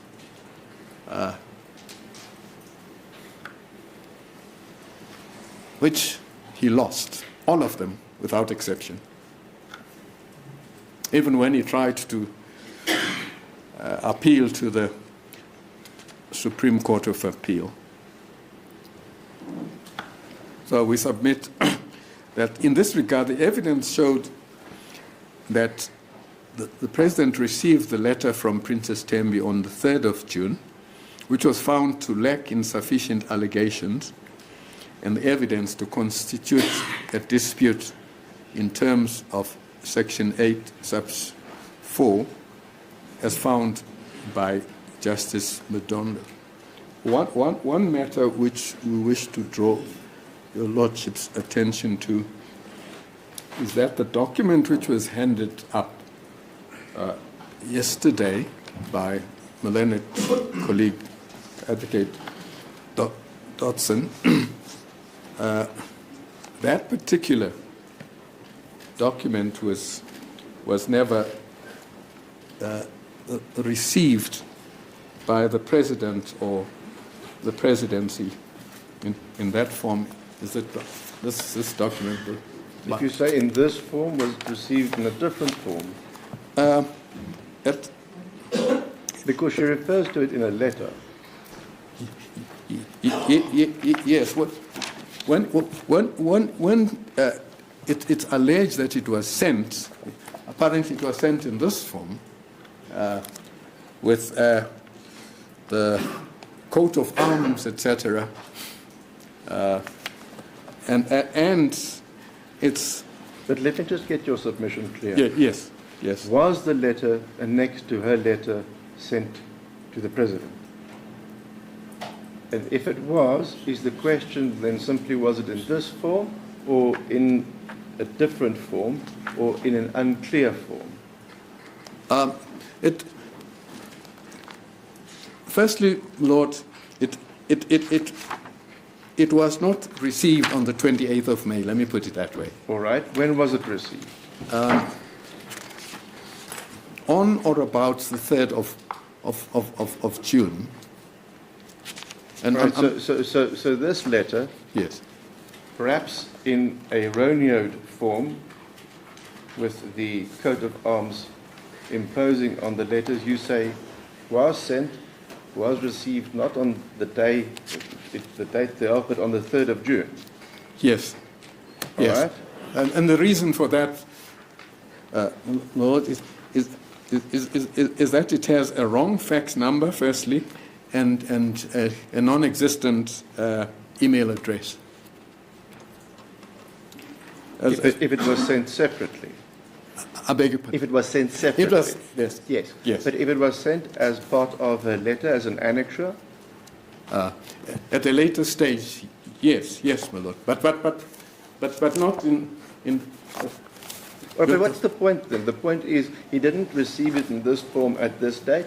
He only received it as an annexure or a erroneous copy at a later date. That's all, my Lord. I'm not making much of it, except just to point out that on this document, which was handed up tomorrow, it bears a non-existent email address. In other words, president@presidency.ov. I mean, there's a G missing. Absolutely, yes. So, but all one knows is there's a G missing on this document. It might then be, if it's been sent to the missing G email address, it might not have been received. But my question was that if it was received later, then what's the point of that? No. I'm not making anything of this. I'm just correcting I see. All right. something minor, my Lord. It's not major, and as I say, we are not really relying on that. Yes. Correct, but if you're not relying on that, then Mr. Dodson says, but once you receive this extensive document, yes, a substantial portion of it deals with the will, but then later thereof, it refers to the identification decision. And as I understood his argument to say that this at least then qualifies as an allegation threshold in triggering Section 8 sub 4. Lord, it might be an allegation, but it is not an allegation relating to what was not done in terms of customary law. So you say even if this was then incorrectly sent on the 28th of May, but was then later eventually received by the President on the 3rd of June. Yes. Ma'am. Even if one has regard to the totality of this document, you say the comment still stands as you say, Justice Madondo found, this does not elevate the allegations to that qualifying for Section 8.4. Absolutely, my Lord. It does not impugn the process in terms of the customs. Yes. Yes.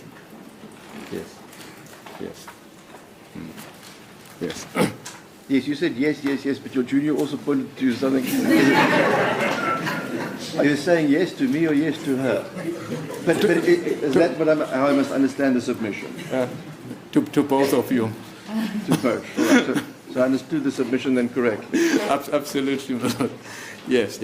Now, the only point that my junior was making that it was also before Justice Madondo. Was also before Justice Yes, Madondo. yes. That's the helpful thing she was doing. Yes.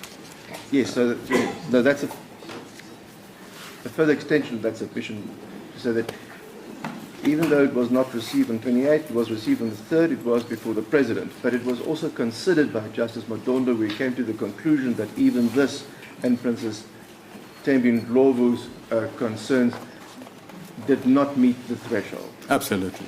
That's our submission. That's right. Yes.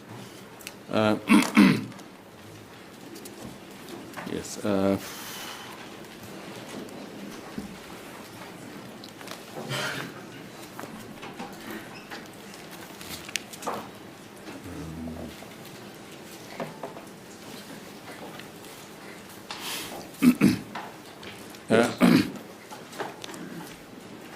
Lord, even momentarily putting aside the judgment of Justice Madondo, the President on the 16th of August 2021, subsequent to having received correspondence from various members of the royal family, directed the minister to attend to the matter and advise him on his concerns surrounding the nomination.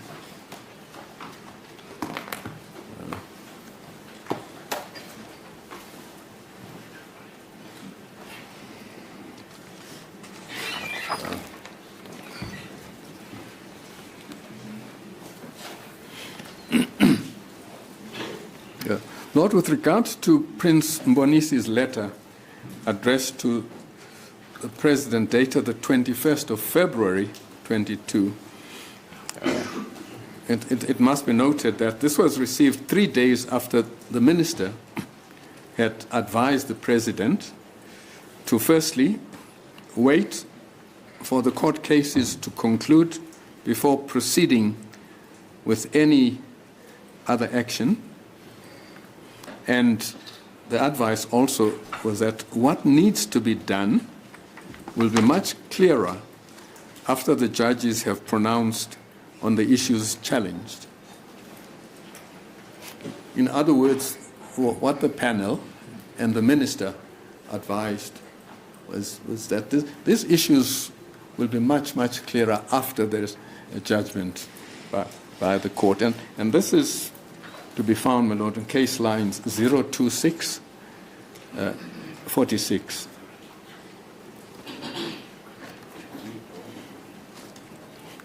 And the minister also advised, the minister and the panel advised the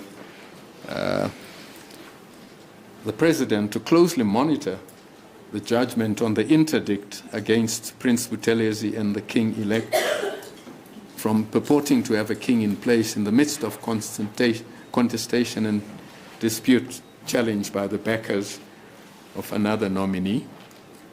And thirdly, first investigate through a legally formed investigation team before recognizing any person.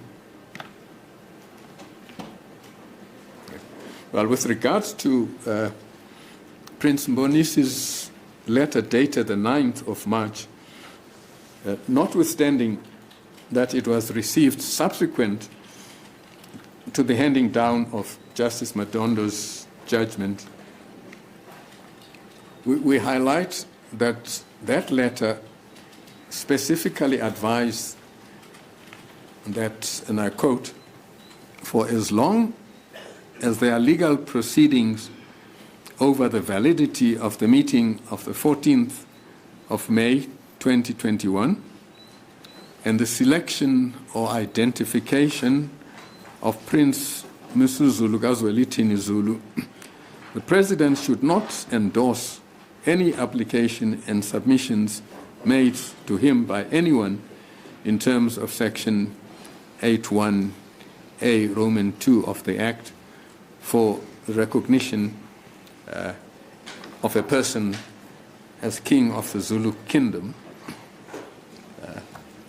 Well, the judgment and orders of Justice Madondo make it clear that after the 2nd of March, there were no legal proceedings in respect of both the validity of the meeting of the 14th of May and the selection or identification of Prince Misuzulu. He was therefore at liberty to endorse the application and submission made in terms of the statute by Prince Mangosuthu on behalf of the royal family on the 12th of March. The President's decision was therefore based on Justice Madondo's findings that the royal family, at a meeting on the 14th of May 2021, had identified then Prince Misuzulu as the successor to the royal throne.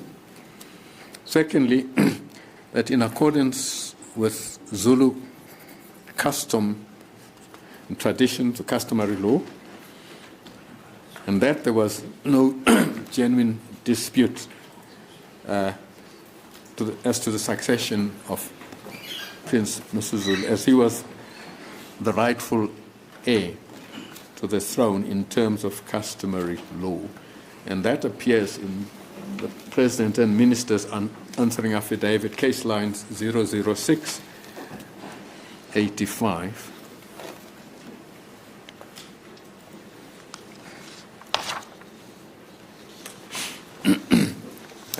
And we submit that the ad hoc committee's recommendation that the President ought to first investigate, do a legally formed investigation before he issued a certificate of recognition, fell away upon the handing down of the judgment, as both prayers interdicting the President from doing so were dismissed, together with the applicant Princess's prayer directing the President to refer the matter concerning the identification back to the royal family for reconsideration and resolution. Our conclusion, therefore, Lord, is that the President's impugned decision was neither irrational nor arbitrary. In fact, we submit that it was a decision that a reasonable decision maker could have made.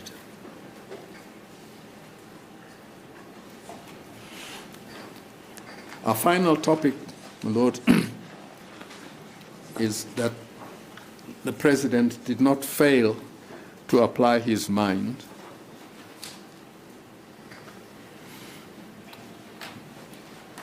we submit that all the submissions that we have made demonstrate. After your previous submission, that's almost implied. If you said, look, it wasn't irrational and wasn't arbitrary, it was a decision which a reasonable decision maker could make. Now, if a president made such a decision, it almost implied that he must have applied his mind. Yes. Yes. Yeah.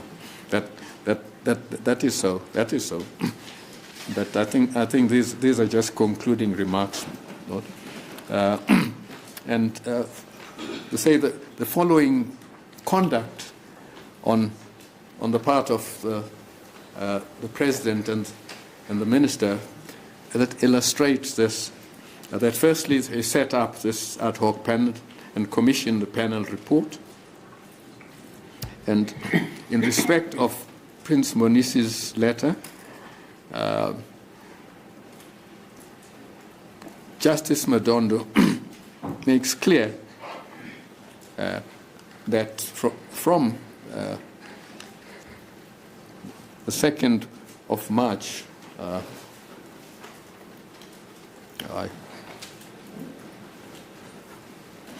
I withdraw that submission. I've already made it. That you probably want to say something about costs.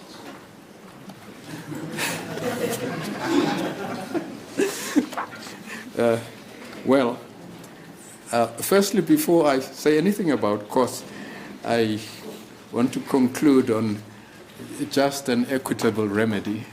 All right. Well, let's debate that then, because Mr. Dodson also said that the respondents should address the issue. What if this court were to find that the judgment of AJP Madondo was not res judicata, and what if there is then an order setting aside the recognition decision? What should the consequence there be? And that's the remittal in paragraph 4 of their draft order, so that the section 8.4 process can be followed. Do you have a copy of the draft? Yes.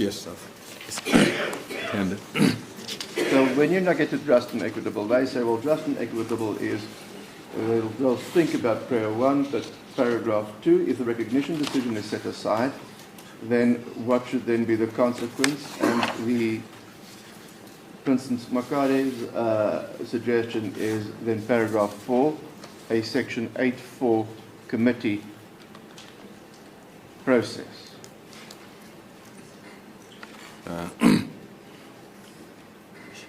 yes. Lord, we obviously have not applied our minds to this draft order. But all we are saying at this stage is that if, in fact, is... Yeah, but this was his argument yesterday as well. So look, that is what should have happened. This should have met the threshold of Section 8.4. It's an allegation, at least. The President was obliged, mandatorily so, to take that route, and he hasn't. So if one wants to reverse a part of the process, at least go back to where he has now received the decision, the identification decision, and it should have followed this route. This order just formulates that, borrowing from the alternate in paragraph 10.1 and 10.2 of the previous amended notice of motion. Yes, my lord. I mean, we received this draft order this morning, just before proceedings started, and we have not really applied our minds to it. All I can say, my lord, is that if the court is against us, then Section 172, 1A of the Constitution gives the courts the right, discretion, the power to make an order that is just and equitable in the circumstances. And one of the orders that the courts could make, although I'm speaking without any instructions here, would be a remittal to the decision maker. I know that part of it is encapsulated in the. Yes. Do you mean a remittal without an indication that he should be compelled to follow Section 8.4? Just a pure remittal? Or a remittal, as claimed here, with a direction? You see, one can set aside the recognition decision and then remit it to the President to reconsider. The applicants for Prince Simakade says, no, don't only remit and direct the President to act. My Lord, as this would affect the powers of the President, I wouldn't like to venture an opinion without clear instructions. Shall you prefer we take the lunch and adjournment a bit earlier? No, it is 20 to 1. So it'll be an additional, not long, but a time to take an instruction. Or you can come back after 2 and say, look, I've taken instruction, it's too short. I need more time. And then I'll hear Mr. Pakran, and then we can deal with it thereafter. Perhaps, my lords, that is the appropriate course to follow. Yes, well then, I don't want to prejudice any party. Yes, yes. All right.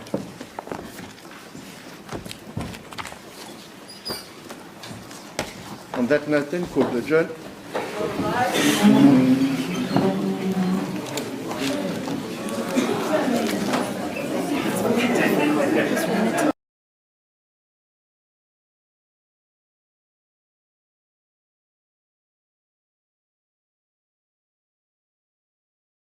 With costs, Including cost of multiple counsel. of multiple counsel, yes. Yes, As a court business. thank you.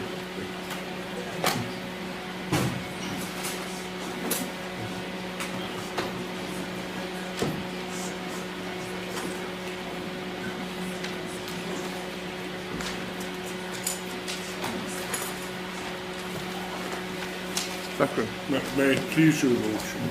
My lord, may I, with great respect, coin a phrase which may even become a legal maxim, and that is that courts are there to resolve a dispute, not to create new disputes. Now, my lord, as I'm about to demonstrate to your lordship, if one looks at the draft orders which are sought by the 2 applicants in these 2 applications, we are bound to have further court applications because nothing is decided. My learned friend Mr. Dodson even said yesterday, I was a little surprised, that they would have to approach perhaps a court to decide on what really constitutes the royal family as defined in the Act. Now that's the last thing one wants. I mean, we have 6,000 pages here, and we have a judge of the High Court, and we ask your lordship to decide these issues, whether for us or against us. Nothing should be left hanging in the air. My lord, I always preface my argument, as your lordship knows, by saying I'm not going to read my heads of argument, but we stand by what we've said, and then I am going to refer to some of the authority cited in our heads, but I will come to that in due course. I'd like to begin with just perhaps by looking at the Act, without peering too closely at the definition. The definition of royal family is, with respect, somewhat ephemeral at the edges. Talks about close relatives. It was perhaps formulated to cater for all various permutations in various royal families. It is deliberately wide and vague, and it is at the interface between constitutional legislative enactment and customary law. So the customary law takes its guidance from the enactment in terms of the Constitution and applies the customary rules and law to that. So one is not going to be guided by the Act as much as one is going to be guided by customary law as to what things such as the royal family mean. Now, the second point is that you will have seen that in terms of the Act, steps must be taken to arrange for the succession of a king, in this case, within 3 months. I suppose the principle is the king is dead, long live the king. The nation should not be left rudderless for any length of time. These things must be decided as expeditiously as possible, and that's just trite, and they should not be permitted to drag on. And I think your lordship will then, if there is any discretion, or any question of equitable relief at the end, your Lordship will be guided by that consideration as well. My Lord, the next topic will be a debate, a simple debate on the draft orders. Well, the draft order in the case of Prince Simakade and the order in the notice of motion by Prince Mangosuthu. To take Prince Simakade's draft order first, you might have seen that what our learned friends have done is to compress the old paragraph 10 into 4. They've conflated it into 4. But you will remember that the old 10 was in the alternative. And in the alternative it made sense. This, following on 1, 2 and 3, makes no sense whatever. Because as I'm about to demonstrate, 4 and 1 are antithetical to each other. Sure, but you recall my question to Mr. Yes, I Dodson. do. So if one were to ignore 1 and 3.1, might 4 then still follow? Yes, my Lord, Because I can't see how 4 can follow on 1. Because 1 is the trigger event for 4, if one can call it now the paragraphs. But I mean, the identification decision is the trigger event, if it qualifies, then for the exercise of the obligations, or the exercise of the performance of the obligations under Section 8.4. I'm simply trying to answer the exact question your Lord proposed by agreeing with you. It is, of course, quite clear that if one is granted, there's no task to be performed by the investigative committee. So that can never be granted. My Lord, I'm not going to read to your Lordship the lengthy, very lengthy notice of motion in the Indonesia application, but one thing is for certain. Despite the fact that the two applicants cozied up to each other on the question of costs, and despite the fact that Prince Simakade in his affidavit suggests that there's not much of a chasm between the two on the issues, and as best they tried to paper over the cracks, there is a vast difference between the two approaches. And again, I use the word antithetical. The relief sought in the Indonesia application, which you'll find at 001 hyphen 8. here, commencing at 7, is all based on, of course, we say, the erroneous proposition that the royal family is that select group of persons which is defined in the founding affidavit. So the two cannot live together. And whilst my learned friend Mr. Dobson amusingly referred to the rugby metaphor of kicking the ball backwards, what he didn't say is what he should have said, and that is that he asks for the Indonesia application to be dismissed. Never mind about the costs for a moment. But your Lordship would have to dismiss this application, that is the Indonesia application, in order to grant the Simakade order, and of course vice versa. They cannot live cheek by jowl. Well, paragraph 4 of the Mbonisi notice of motion accords with paragraph 2 of Prince Makade's draft order. Yeah. But what flows from that? You see, my Lord, this is why I say one doesn't want to spawn further litigation. Yes, no, look, if they contest each other if on Prince Makade's application there's no review of the identification decision, then that is in direct conflict with Prince Mbonisi's application, which is that's where one should start and delete that, or review and set that aside.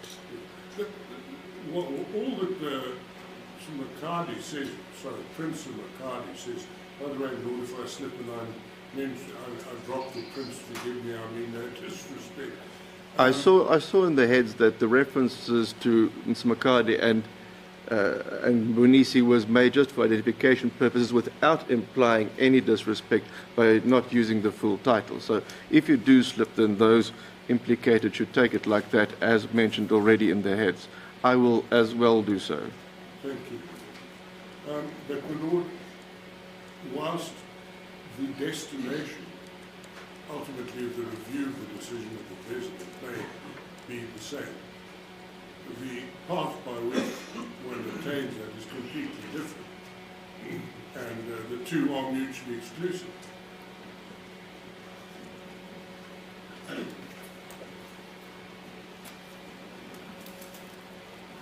Now, I'd like to revert for a moment to my learned friend Mr. Dobson's draft order, and more particularly his recent notification that he is not persisting with the substitution of phrase 8 and 9. Now, my Lord, a magnanimous gesture, but I'm always afraid of Greeks bearing gifts. I don't know where the Trojan horse lies, and I'll explain to your Lordship why. If one looks at this draft order, Prince Simakade is not mentioned here anywhere. Now we know from the papers that there is a massive dispute about whether or not he is a candidate to the BVA. And what's more, there is a dispute about the propriety of the meetings, I think on the 5th of May and the 23rd of May, at which Prince Simakade's name was put forward for nomination. Now, Lord, I trust that it is not the intention of Prince Simakade, once, if your Lordship is minded to grant the relief in this draft order, that one is simply going to get via the back door what you have said you are, in fact, abandoning by the front door, namely the substitution. Well, Might it not be that he is not claiming a substitution by way of a court order without abandoning any other, as he put it in his letter, I did not covet the position, and I'm respectful to my siblings and the others, but if nominated, then I'll accept. And is it not then that that issue is one which formed part of the allegations to be examined whether that was even considered during the identification meeting, as I understand the argument? So I hear what you say, backdoor in, but it might be backdoor in because of a different foundation, not by way of court order, but by way of custom. No, but the point that I'm making is that he has, in his words, and according to his argument, been nominated the 5th and the 23rd of May. And what would happen, for instance, if the day afterwards, again assuming that the Lordship is minded to grant they apply to the President for recognition? There's absolutely nothing to prevent it. Yes. I hear what you say. I did not understand the order to envisage that that would happen. Well, that's why I say it's the Trojan horse. And it was not made clear by Mr. Dobson what the position of Prince Simakade would be in this order. All right, so Dobson suggested that the whole issue of the candidatureship of Prince Simakade was now no longer an issue in this case. We say it is very much an issue if there is going to be any attempt to pursue it. And I will then have to address you and demonstrate on these papers that he could never aspire to ascend to the throne because of customary law.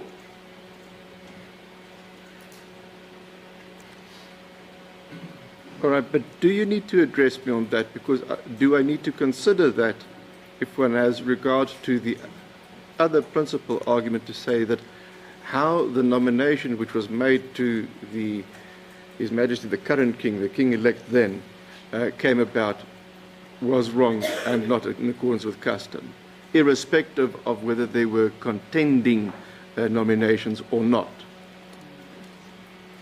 Well, one of the issues in this case, which has traversed 700-800 pages, is whether Prince Simakade is a candidate for the heirship.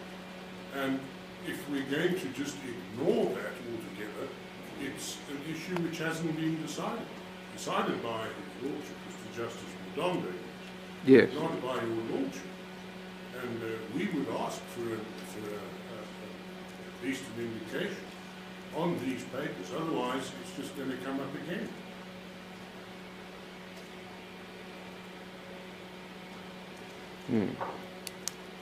Perhaps the shortest route would be to ask for clarification of those who withdraw those paragraphs. Well, I was going to suggest that we might ask my learned friend to clarify what his situation is, and that is his client. Yes. Mr. Dodson, once paragraphs 8 and 9 of Prince Makade's application was not proceeded with, what about this question whether it will feature again in part of the section 8.4 investigation? Will it not? Do we have to then, because if it might, then Mr. Pakran says one has to decide whether it will be a valid contention or not. The entire debate about whether custom identifies either Prince Simakade or Prince Misuzulu as king is a matter that is strictly to be left for the investigative committee. There is certainly no suggestion from our side that we should spike somehow that inquiry through these proceedings. Yes, but Any sort of fine, we say that we're not proceeding with 8 and 9. Yes, certainly those would require a... by way of a court order, a substitution order, Indeed, that falls away.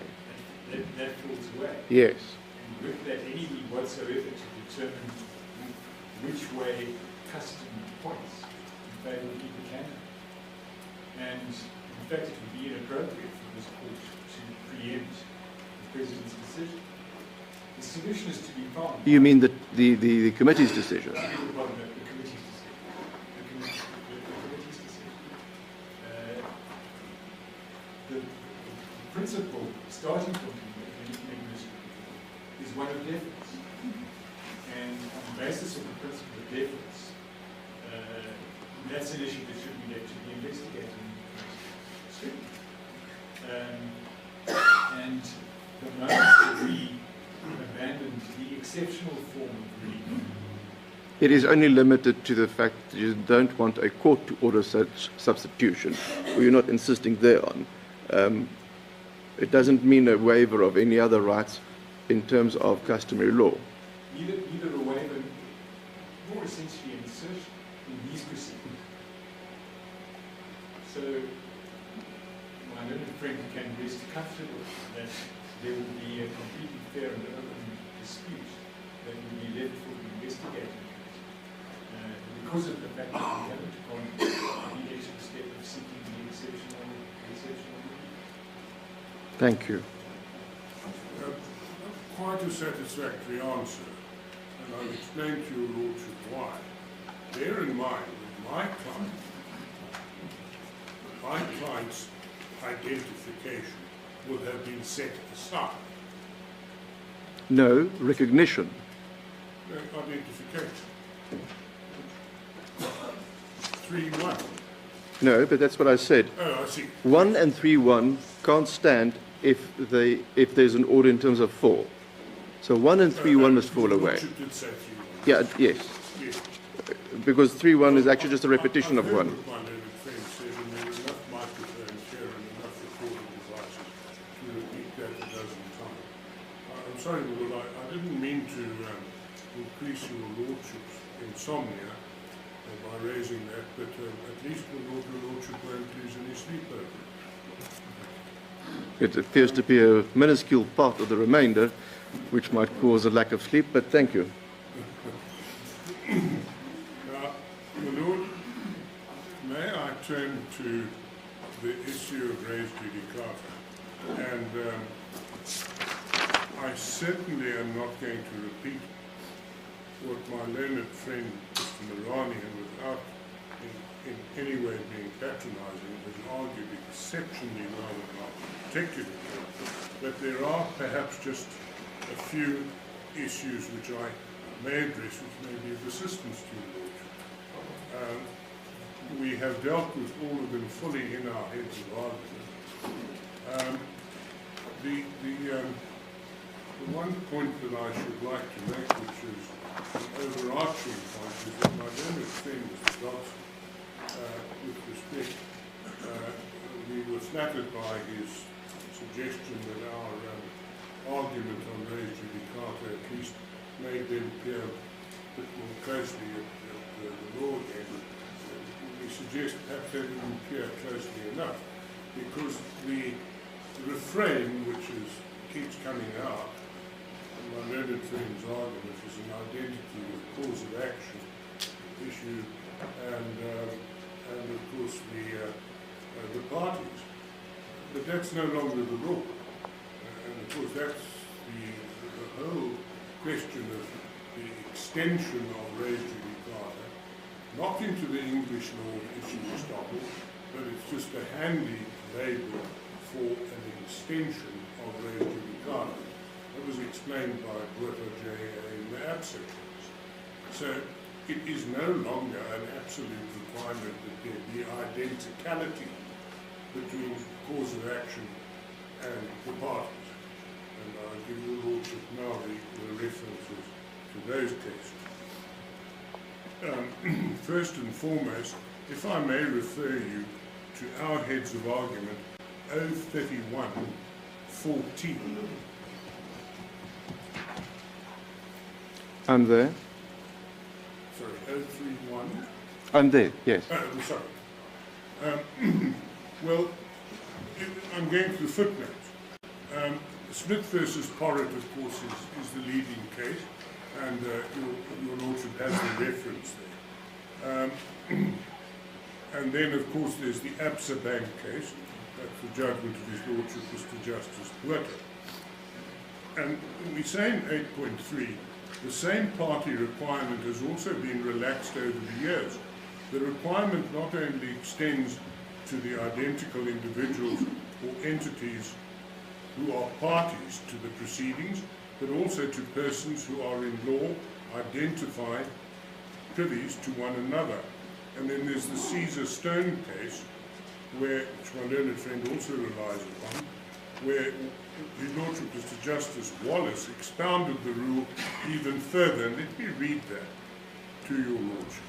Subject to the person concerned having had a fair opportunity to participate in the initial litigation, where the relevant issue was litigated and decided, there seems to me to be something odd in permitting that person to demand that the issue be litigated all over again with the same witnesses and the same evidence in the hope of a different outcome, merely because there is some difference in the identity of the other litigating party. Now, my Lord, when we get to And the you facts, say before Madondo AJP, Prince Mbonizi was a party, yes, and Prince Simakade delivered an affidavit. yes, and he was cited. Yes, and he was cited. He was So he had cited. an opportunity, in the words of Wallace J, to... Consolidate. Yes. May I just ask your Lordship to make a mental note at this stage, because I'm going to forget, and that is that there is a logical and probable explanation why Prince Simakade took 18 months to pursue his claim to the kingship in this application.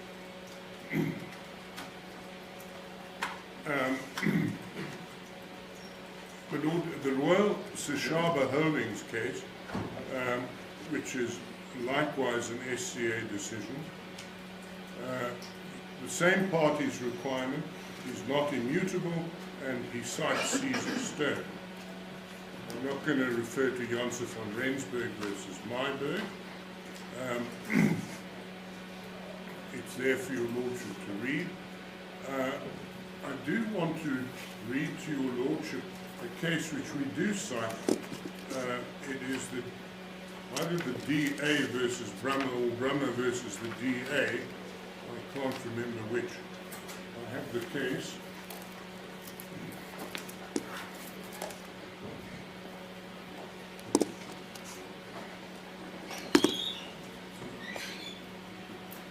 Sorry. Lord, it's in our head. I'll give you the footnote.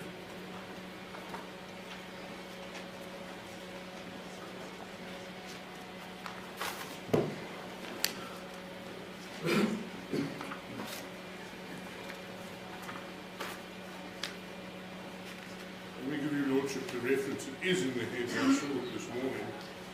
It's 2022 Zaska 151, Democratic Alliance and Brummer, Johan Vichard Kralen Brummer. Its footnote 38 gives your Lordship the reference for convenience in our heads. Now,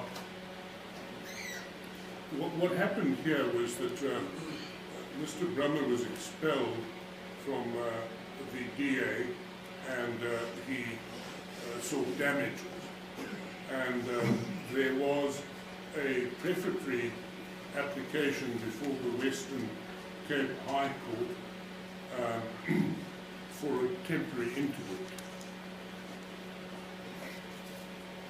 And it went to the SCA on the issue of whether the temporary interdict by Brummer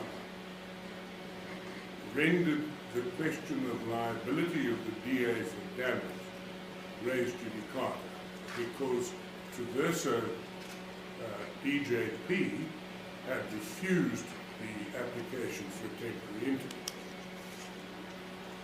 But under circumstances which are completely different to the situation which confronted His Lordship Mr. Justice Madonda, as I shall demonstrate. Forgive me for just reading a few passages. This case is most instructive. I'm not going to bother about the introduction. What the court says at paragraph 14 is the following. Just trying to see the right Joe. It was Huisen, AJA. And believe it or not, they quote Spencer Bauer on res judicata. The first component of the inquiry requires a careful examination of what issues of fact or law were decided by the first court. In Boshoff, the following statement by Spencer Bauer in res judicata was held to be correct. And this is what follows is the Spencer Bauer citation. Where the decision set up as a res judicata necessarily involves a judicial determination of some question of law or issue of fact, in the sense that the decision could not have been made legitimately or rationally pronounced by the tribunal without at the same time and in the same breath, so to speak, determining that question or issue in a particular way. Such determination though not declared on the face of the recorded decision, is deemed to constitute an integral part of it as effectively as if it had been made so in express terms. End of the quotation. And the court continues, careful attention must be paid to what the court was called upon to determine and what must necessarily have been determined in order to come to the result pronounced by the court. The exercise is not a mere mechanical comparison of what the two cases were about and what the court stated as its reasons for the order made. There's a reference to a further SCA case, and then in Brummer's case, the case I'm reading from, they cite Bossel's case. And this is important, para 16. Your Lordship has put this to my learned friend. Whether the findings made by the court or the orders granted are correct is of no relevance. A prior determination of an issue, although wrong, may nevertheless support a plea of res judicata. And then they quote African Farms and Townships, a well-known case. Because of the authority with which, in the public interest, judicial decisions are invested, effect must be given to a final judgment, even if it is erroneous. In regard to res judicata, the inquiry is not whether the judgment is right or wrong, but simply whether there is a judgment. Yes, African Farms underlies the basis for res judicata. That's the principle of finality. If a competent court had determined an issue finally and there's a sufficient identity of the parties, then the only way to attack that is by way of appeal. And then I asked Mr. Dodson as well whether the arguments that the findings were made during the course of interim interdict proceedings is an absolute answer, because if an interim interdict had been granted, of course that would be then subject to a subsequent court's amendment, and then the res judicata issues don't apply because the finality issue the finality element is not present.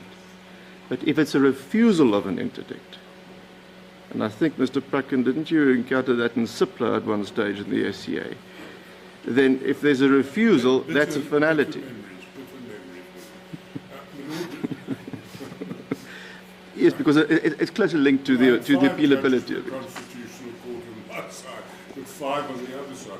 But, my Lord, let me explain to your Lordship about temporary interdicts. They're strange creatures, and just as I've never understood Lillicrap and Wassenaar, I make that confession.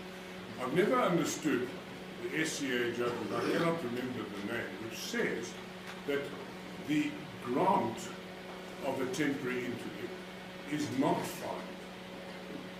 But the refusal but the is. Refusal is. I think it's Cronshaw with his coin security.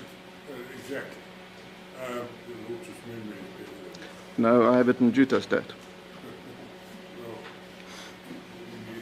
You will help we can get but the Lord said, and this is exactly what Brahma was about. I'm coming to that. But to answer your Lordship shortly, I don't believe that this was a temporary interdict, because if one looks at Madondo AJP's judgment, I'm going to show you. I'm sorry, I'm leaping ahead of myself. You mean it was to prevent the coronation on the 3rd of December of 2022, and if that order is granted, then that's final in effect because there's no coronation then?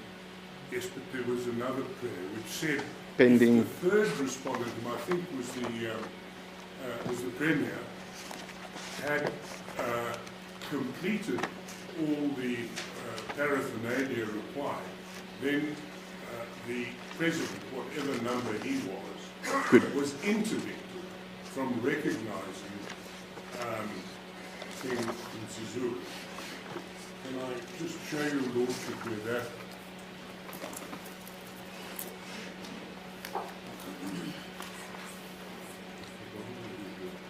Look, I have marked up what I consider to be the best copy of the Is it paragraph 68C of his judgment where the introduction, it says the applicant seeks an order in the following terms: A, interdicting, restraining from preparing or organizing coronation; B, recognizing; and then C, in the event that the fourth respondent had completed all processes envisaged in section 17, that the third respondent be interdicted and restraining from issue a certificate. That's the portion you're referring to. That's a final.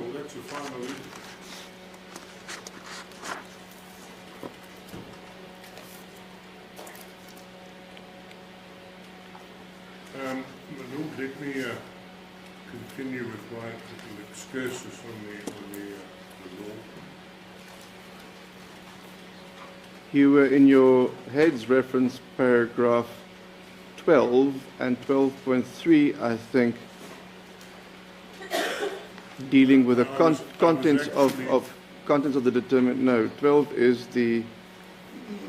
I was actually, Lord, at Paris 16 of the judgment in Brahma.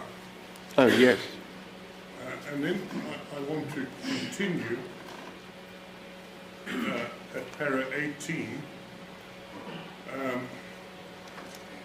And then council referred to African wanderers, Sipler agreement.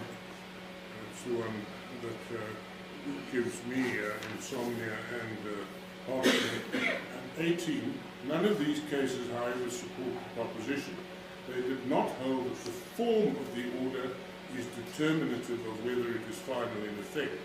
Sipler agreement involved an instance where an interim order had been granted. And then in African Wanderers, Muller J.A. stated that in order to decide whether an interlocutory order is appealable, of course, whether it's final or not final, in the old days before section 18, and based on Zweni and Holland's J.A.'s judgment, one must therefore examine the issues raised before Howard J. in the interdict proceedings and the manner in which he dealt therewith in order to determine whether he meant to express a final decision thereon, i.e. whether he intended to dispose finally of those issues or any part of them. So the Lord, one doesn't just look at the order, one looks in African Wonders, as stated, you must examine the issues raised and see how they dealt with, to see whether the judge intended that these, the judge or the arbitrator or whatever award or order is being raised as a defense of raised judicata. You examine the way that the judge deals with it. In the Mkhize matter, I'm still quoting from Brahma, in the Mkhize matter, the question arose in relation to the dismissal of an application rather than the granting of interim relief. The following passages from the judgment illustrate the approach that is required in this matter. And then he quotes, the orders of Boyne J, the Supreme Court of Appeal, and Sishi J all concern the Rule Nizai and the Fonsail J order. The pertinent question is therefore whether an order can be considered final when it is concerned with dismissal or discharge of interim or interlocutory orders. Now, we're not dealing with that here. And then in CON, C-O-H-N, the finality of a dismissed matter was considered, and the court stated, in dealing with a position where an action is dismissed, Spencer Bauer says that the answer to the question whether anything can be said to have been decided so as to conclude the parties beyond the actual fact of the dismissal depends upon whether the dismissal itself is seen to have necessarily involved a determination of any particular issue or question of facts or law, in which case there is an adjudication on that question or issue. If otherwise, the dismissal decides nothing, except that in fact the party has been refused the relief which he sought. Now, Lord, that's terribly important in the present case, and I shall explain to your Lordship why in a moment.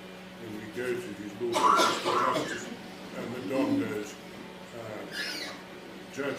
I just want to finish with Brahma by interpolating and telling your Lordship what happened.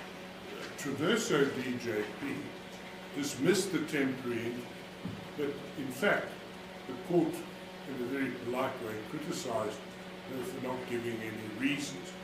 And I was interested to see that the entire argument before Traverso DJP was made part of the appeal record, and the SCA in fact had regard to it. But she gave no reason. That's referred to in 24. Well, it's 24 years. Yes. Now,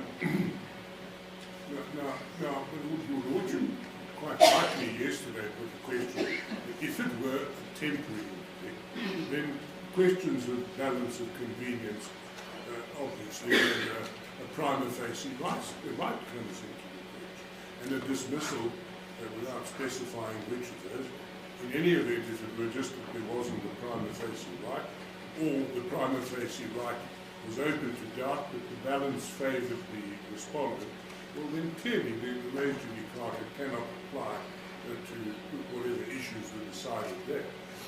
But that is most certainly not what was decided in this particular case. You say this decision before Madondo J is in the same nature as indicated in 26 in Bremer. Yes. The exchanges Bremer's counsel had in mind the lawfulness of the termination of Bremer's membership, which was squarely before Traverso DJP. You say the dispute regarding the process to identify the Zulu king was squarely before Madondo AJP. Well, in fact, unfortunately for I think the DA, 26 and 27, in fact, non-suited the party, taking the point of res judicata, because Traverso DJP did not, in fact, decide any of those, or did not illustrate the issues at their findings. In dealing with the amendment, Traverso just went on to state, I'm not inclined to grant the amendment. And then the judgment reports, in the circumstances, the application for the amendment of the notice of motion at this late stage is dismissed, and from that it follows that in view of the concessions made by Mr. Knutzer, that the balance of the application can also not succeed. So you say that 36 and 37 of the judgment in Bremer distinguishes her findings or nature of her findings from that of Madondo AJP. Absolutely a paradigm of a distinction.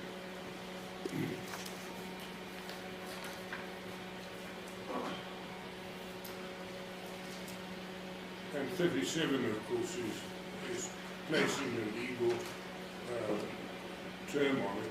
In these circumstances, the dismissal of the application amounted to no more than an order of absolution.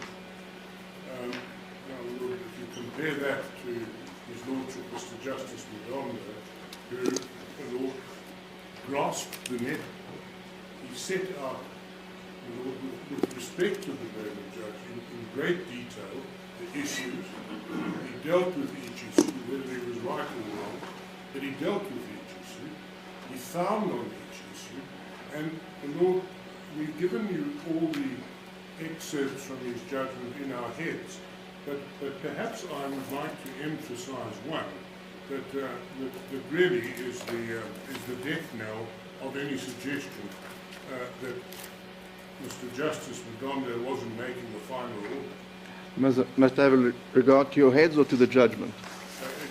It's in my head, but it's at 103 of the judgment, 001, 170 I'm reading from. Yes, I have it. Do you have para 103 of the judgment? This is one of the hard copy instances that I have handy. Yeah. Well, he says, the evidence establishes that there is no contender to the throne who professes or is professed to have a better right, entitlement or title to succeed to the throne than Prince Misuzulu. The applicant has not made out any case that the identification of Prince Misuzulu as the successor to the throne was not in accordance with Zulu customary law and customs and the provisions of Section 8.1 of the Leadership Act, read with Section 17 of the KZN Act. The applicant has accordingly failed to establish any right which is protectable by an entity. You couldn't be clearer. And then in the result, the application is dismissed with cast.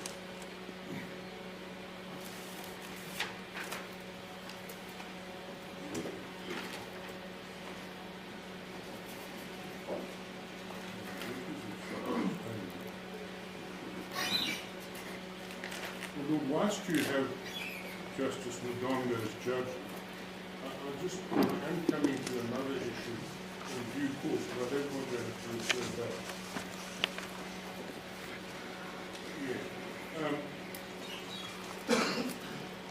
In para 99, well, we have seen the argument of, I think, Mr. Madonsela, which is, I think we, on case lines on behalf of, I think on behalf of the King. And one of the issues which was certainly pertinently raised, and in 99 he says, none of the queens who are the wives of the late Zulu is the mother of Prince Simakade.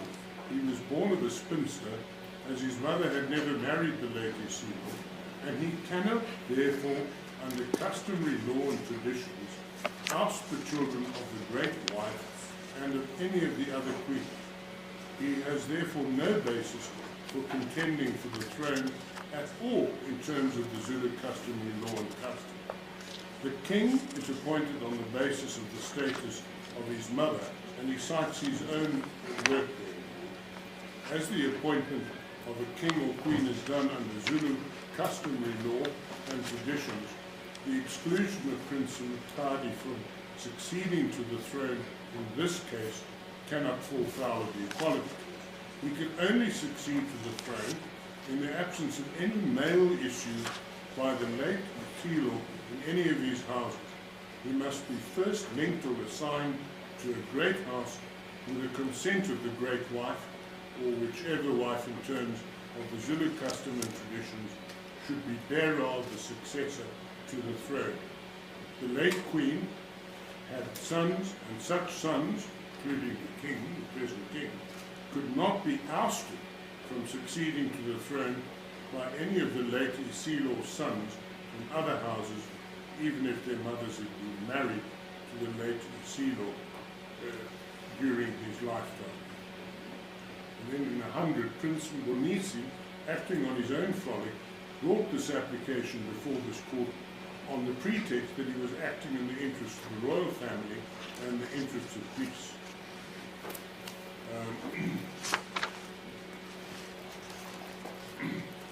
The only issue which I don't know if Mr. Dobson raised was that, well, clearly Mr. Justice Madonga did not make any findings on the recognition itself, on the review. Not the recognition, sorry, on the review, on this application. Now that of course is true, and Justice Madonga realized that. He couldn't prevent anyone from seeking a review on any other basis. Those set out in 16, for instance, Section 16 of the Act. I can't remember, there are about 5 subsections. But one thing is for certain, with respect, the setting aside of the President's decision requires the prefatory steps, at least, of showing that the nomination, not the nomination, the identification of that King Misuzulu was not in terms of customary law.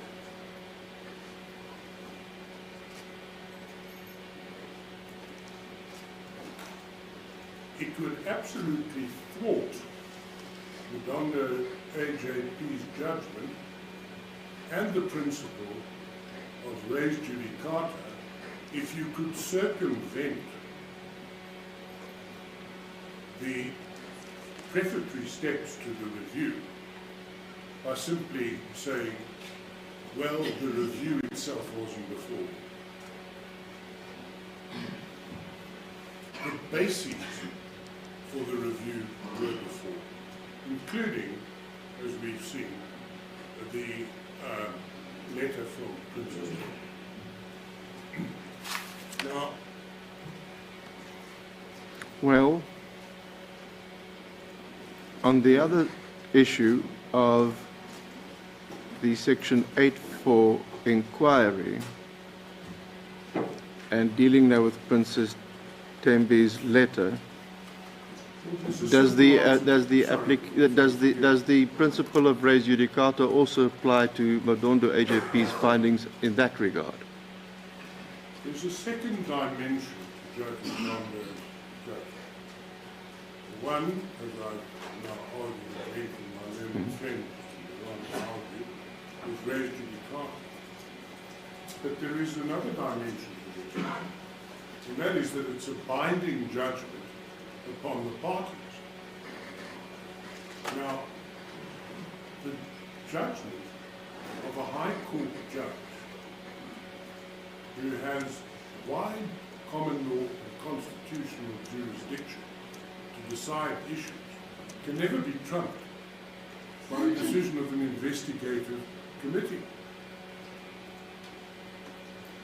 Now, the President is called as a respondent in the Mbonisi application before Judge Madondo in Pietermaritzburg to come and show why he should not be interdicted in perpetuity from recognizing the present assertion.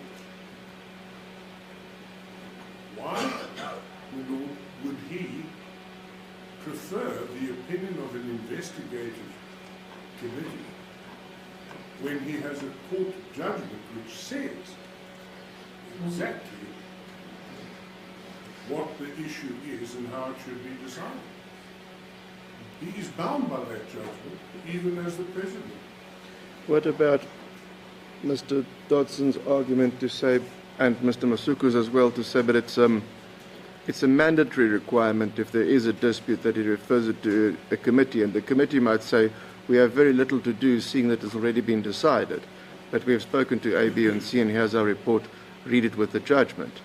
I hear what you say there's a binding judgment. What about the argument to say, well, even if there's a binding judgment, it must go through the 8.4 process once the threshold has been met? Well, a binding judgment is a binding judgment. The act cannot trump the judgment. The President has to obey the judgment.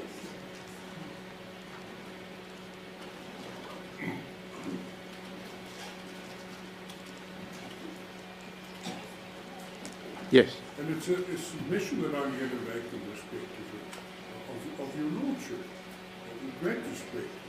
Your Lordship is far better armed to decide these issues than an investigative committee, including a member of the, I think, the tradition. I can't remember what the composition of the committee is, but we have 6,000 pages, 9,000. We have 12 council, apart from themselves, very eminent, and we've had 3 days of argument. This is a decision with respect which is eminently justiciable by a court of law. It will, in any event, no doubt land up in a court of law, even if the investigative committee comes back with a report.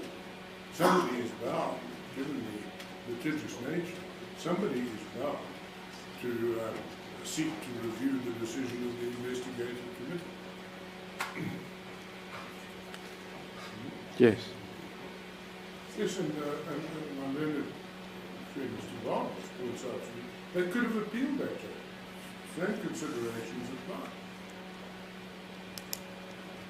And I'm not going to repeat what my learned friend Mr. Barnes, but the President sagely waited, I think 14 days,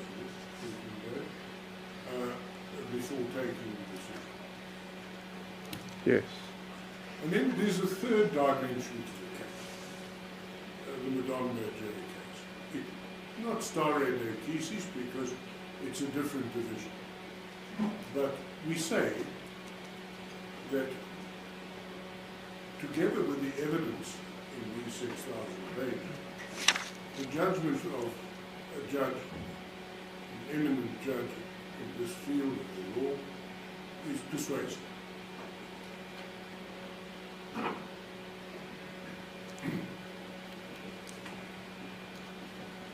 Lord, may I just retrace my steps, because there was some suggestion that Redondo AJP was wrong about the complaint under customary law. Now remember, we've argued that it has to be a complaint relating to customary law and custom.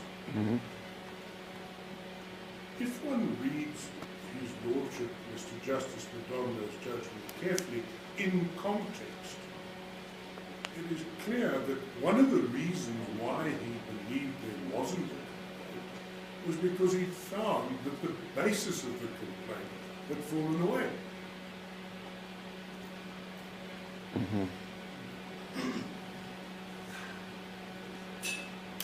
On every single basis.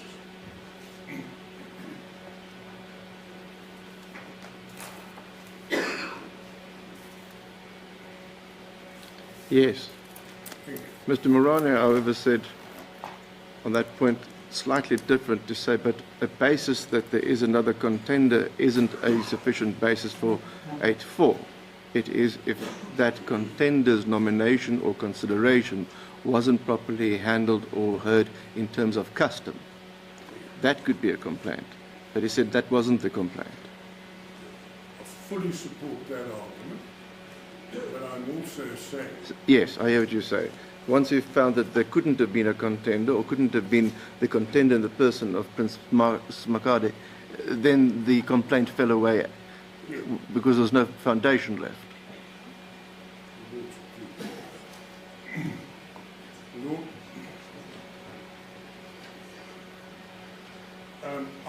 I now then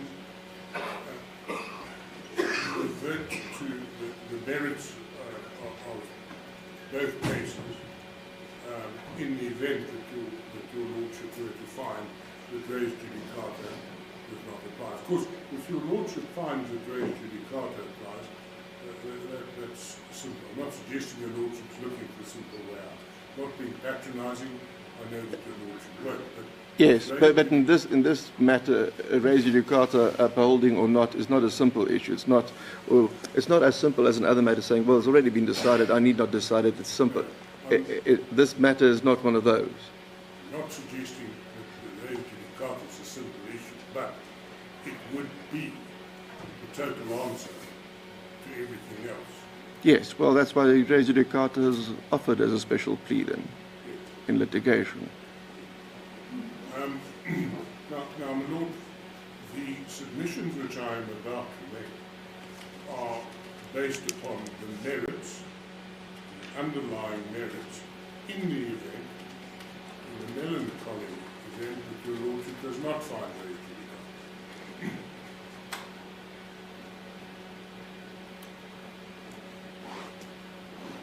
I deal with Prince Buthelesi's thesis first. I'll call it a thesis because that's all it is. It is not, his argument is not a tenet of customary law by any means. His thesis is, first, and yesterday Mr. Mangosuthu said it, There can be a number of heirs. There can be a number of? Heirs.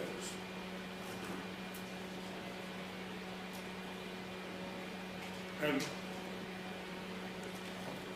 I think inherent in that proposition is the thought that the royal family, and let's leave for a moment who constitutes the royal family, has to make an election and choose one of the heirs.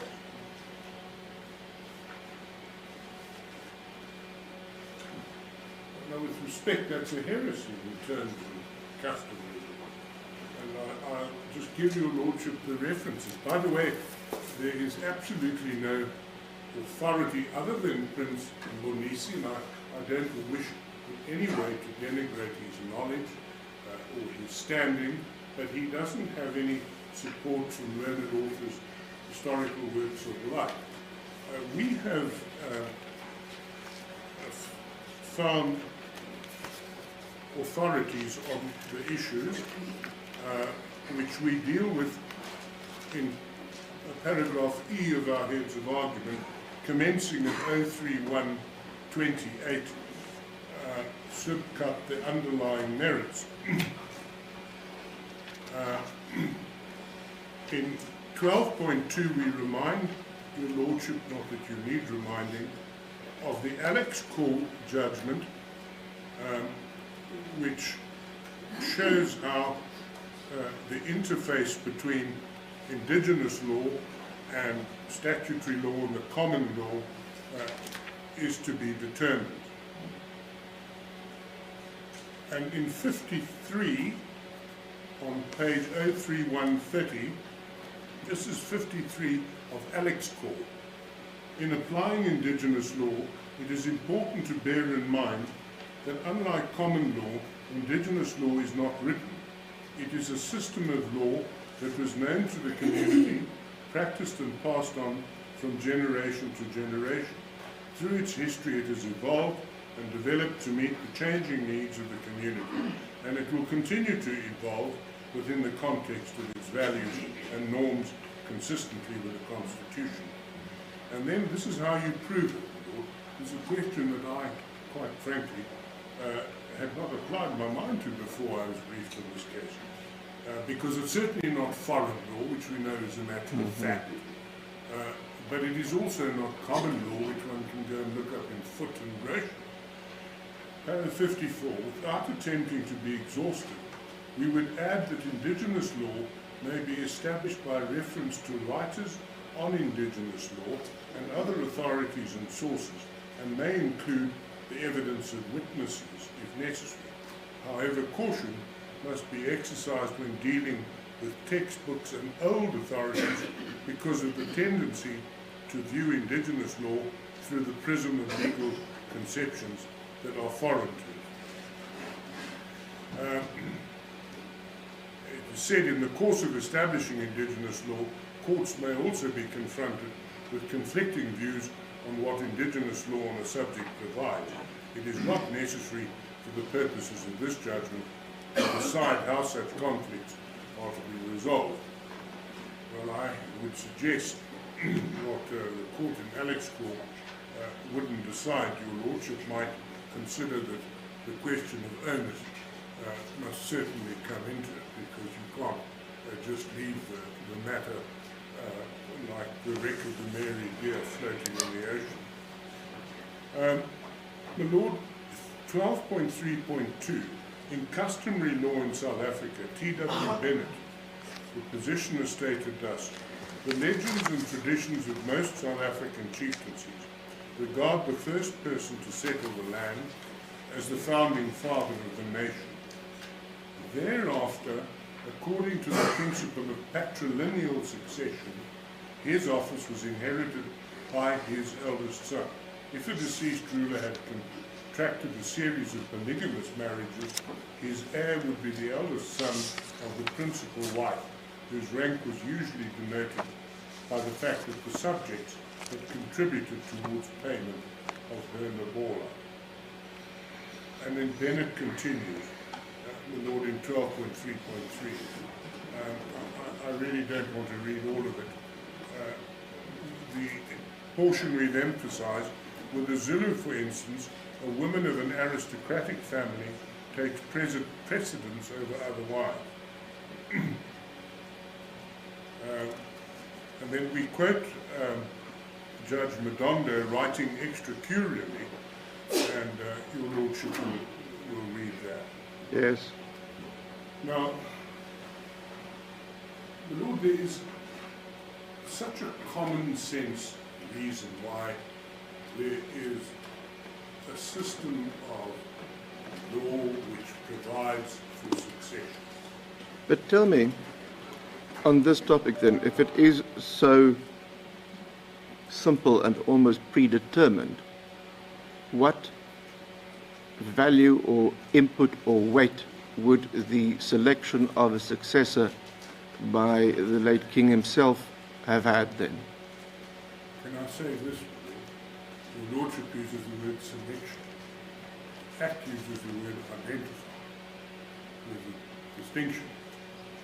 The family, the royal family, does not select.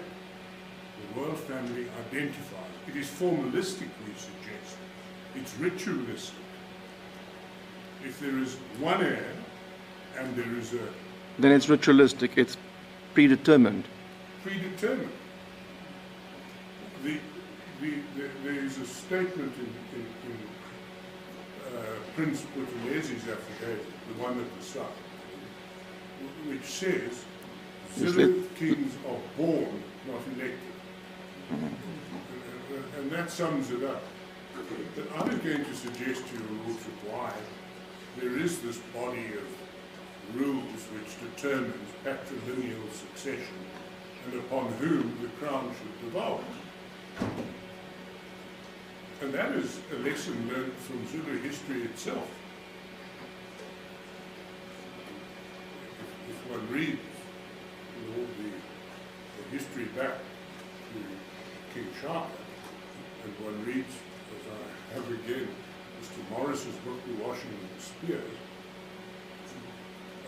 one realizes that the battle for succession, for instance, between Pande's sons, Chetswaya, and I can't remember his brother, ended in the bloodiest battle in Zulu history at the place of Berg. So one can't have a number of heirs squabbling and horror upon horrors taking up arms and giving armies to support them in order to determine who shall be the next ruler. It must be predetermined. That person is born. And the process of identification is simply ritualistic and formalistic.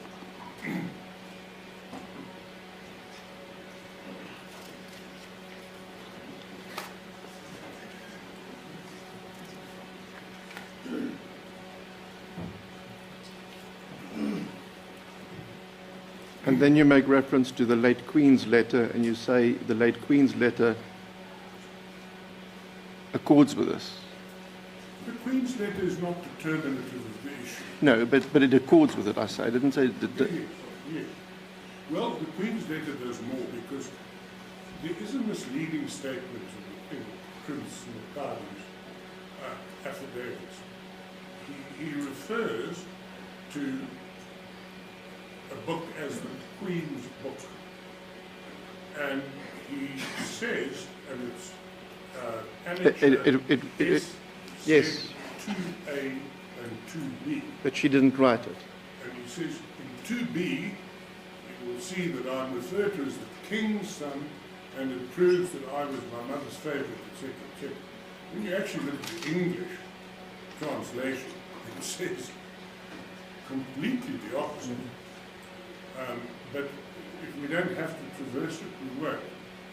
But what we say is that the letter proves that whatever Prince Simakade says in his affidavit about him being his mother's favourite and that accolades were showered upon him as a child is simply not true.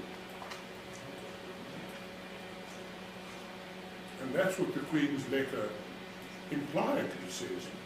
it is my son, Prince Misuzulu, who is the heir.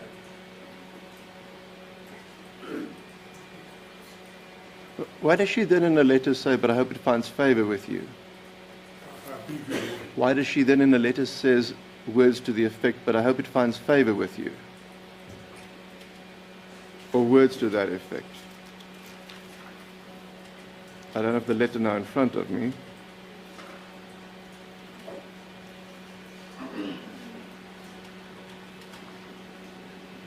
Well, she says, whilst I'm humbled by the honour, I believe it to be appropriate and befitting of the great Zulu nation to bestow the honour given to me by His Majesty to my son, Mtwana Misuzulu.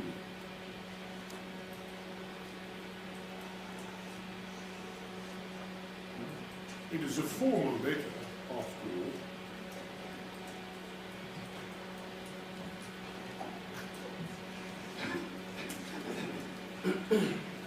In her mind, at least, now, all the evidence is put out, not in order to prove the content. Oh, you mean if it is the approval must be read in context of paragraph 6 to appointing in her stead. I see. The evidence is put up as tender. It is with respect in much of the striking out application brought by Prince Simakade. There is a confusion between evidence tendered for the correctness of the version and evidence proving a state of mind, which is part of the res gestae, or, for that matter, proof of the fact that there is a letter, or there was a letter. But the attorney from Kavanagh attorneys, Richard, says we're not tendering it for the truth of the content, we're tendering it for, as you now said, this is what happened. That was already the position at the postponement application earlier this year. The existence of that letter was, and the dispute regarding the deposition thereto was what led to the postponement. We won't call for the author. You know, I don't know why my learned friend spent so much time on Prince Simakade's letter of the 11th of March, because I had thought that by not persisting with the issue of substitution, Prince Simakade's status as heir to the throne was not relevant to the issues any further. But he's dealt with it, and I would like to deal with it, because I believe that the context which he has sketched is incorrect. First and foremost, I'm not going to read the letter again, your Lordship can read it, and there's no magic or mystery, but here is the context. You refer to it in section G of your heads. Yeah, we do.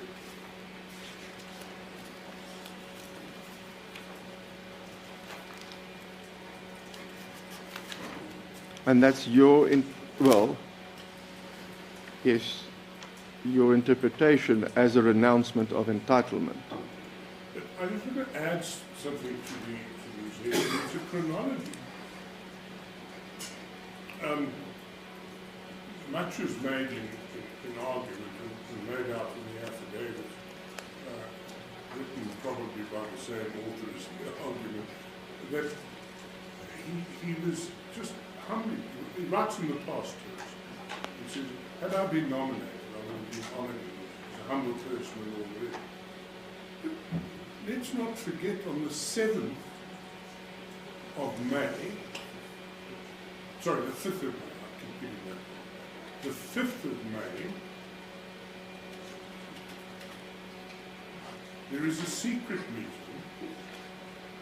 admittedly of not the whole royal family, but one of the families, identifying Prince Simakade.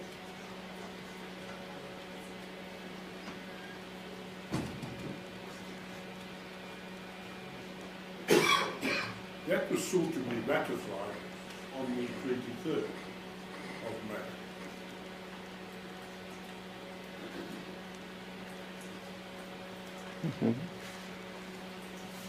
But now against that background, why on the 11th of May, having been, let's use the word nominated, does he write this letter and give it to Prince Buthelezi?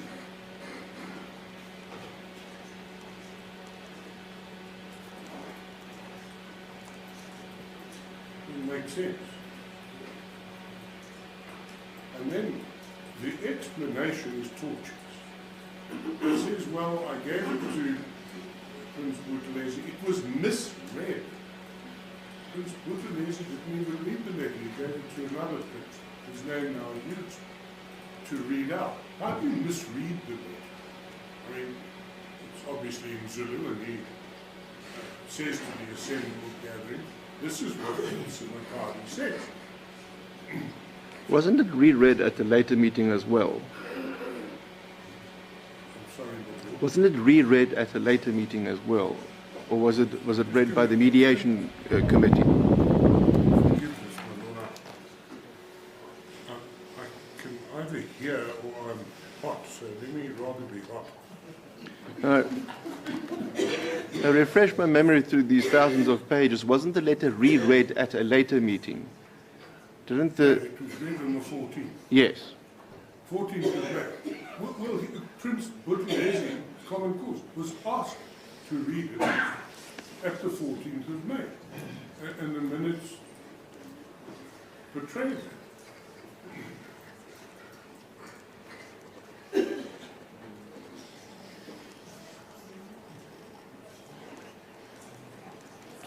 Then in your heads you deal with these allegations in his affidavit to say, had I known what had happened, that neither correct customary nor statutory process had been followed, I would not have sent the letter.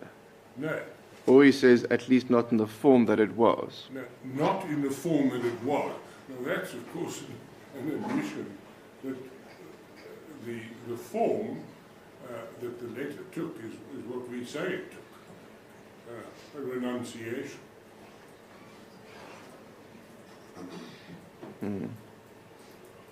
But he couldn't have been prescient. He wouldn't have known that the 14th of May. He says,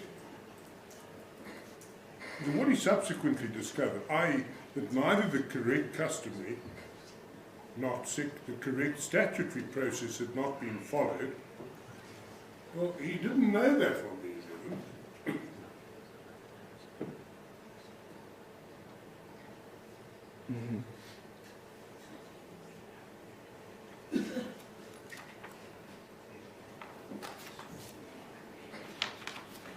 Yes. The next section, H, the decision to recognize you've dealt with started the cases. Yes. Yeah. We piggyback on the President's lady and man. May I just confer with Yes, certainly. you on my view?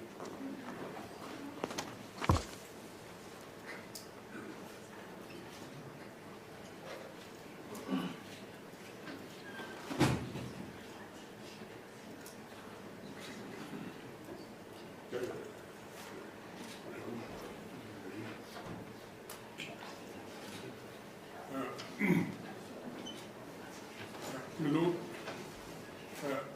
I'm not going to deal with anything, certainly not without striking out. Your Lordship knows well what is hearsay, and in any event, the modern view is that hearsay evidence in application certainly is more readily admitted.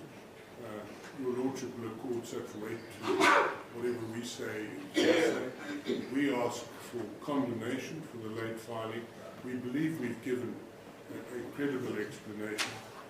Your Lordship will have seen we've explained. We've never consulted with Prince Buthelezi. He's been in extremis since we have come into this case, and he was our sole source of information at that stage. We struggle, I'm not criticising the other firm of attorneys, but we get 60, believe it or not, thousands of pages, middle of August sometime, without an index. Of course, there are no case lines with no digital recording in the Maritzburg court. We asked for condemnation for... I understand there's even very little case lines there. Yes. Sorry. I say I understand there's even very little case lines there. Yes. Well, such is the rumor. Sorry, I missed that. So Lord, we simply ask that your Lordship grant us condemnation. We want to give your Lordship the assurance that this was not in any way disrespectful of your Lordship's directive. We tried our best. And But even if I were to disregard the unsigned affidavit of the late Prime Minister, there is his signed affidavit which served before Madondo, AJP. well, the signed affidavit is in the Immunisi application. Yes, yes, that's what, yes, It requires no admission. yes. We do ask your Lordship to have regard to the unsigned affidavit under Section 3. Can I give you the leading case here on Section 3? It's a full bench decision here in Pretoria. It doesn't deal with the specific issues raised in Prince Buthelezi's unsigned affidavit.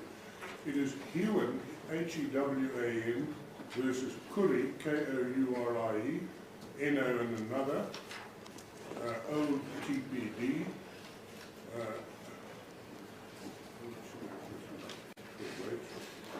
1993, Volume 3, SA 233, and it deals at length, judgment of His Lordship, Mr. Justice du Plessis, dealing with the application of Section 3.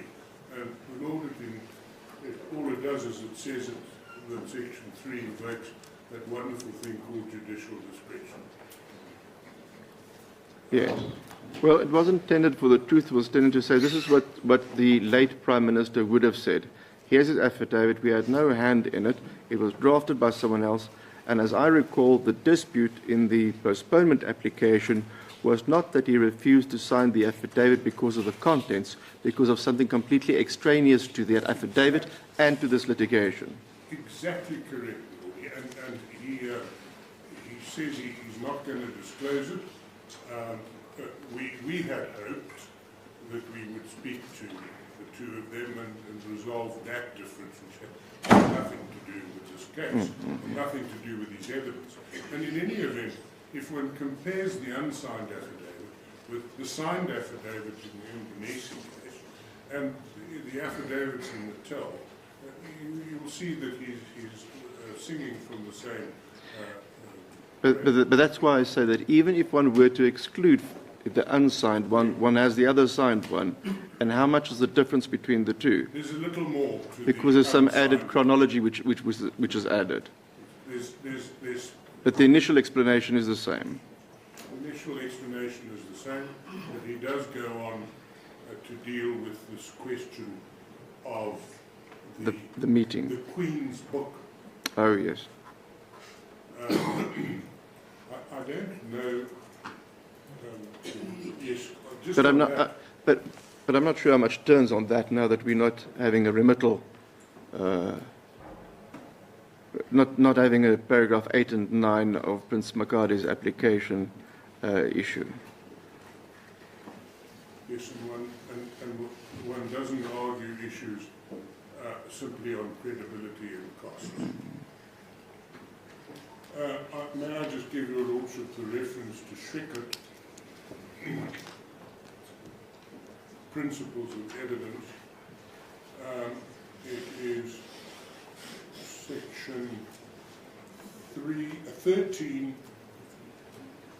Is it not?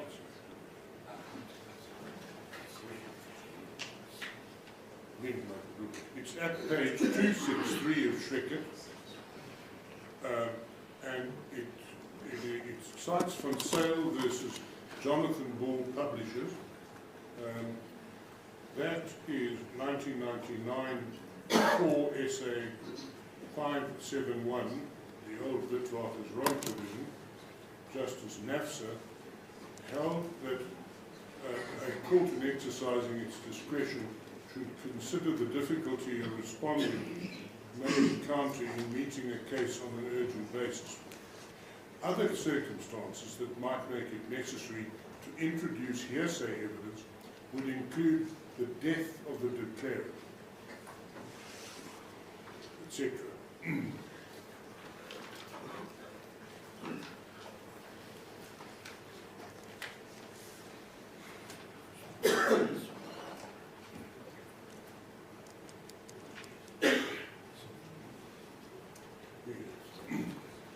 Yes, I said that the signed version of Prince Buthelezi's affidavit was in the Indonesi application. It's in case 35599/22 in this application, the interlocutory application.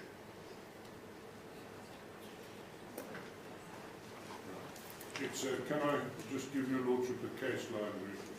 030-153. In the Indonesian application. Yes.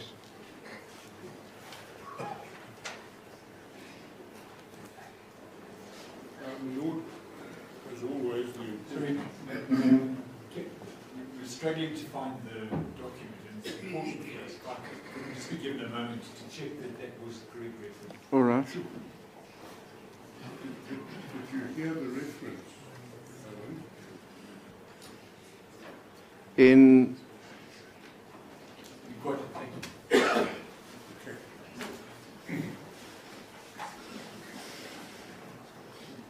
the reference given, I think, was the file note,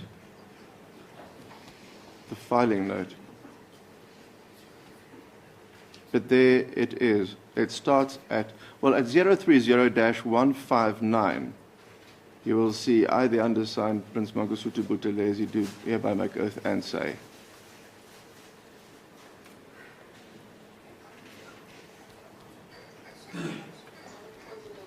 Mr. Dodson? Thank you. Thank you. Lord, I omitted to make just one or two submissions about the 14th of May. Again, on the supposition that your lordship dismisses our defence of raised to decline.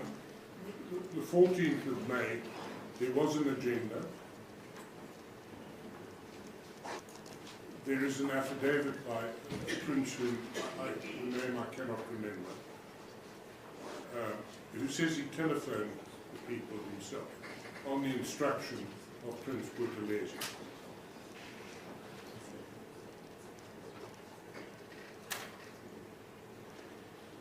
They came to the meeting. They must have known about it.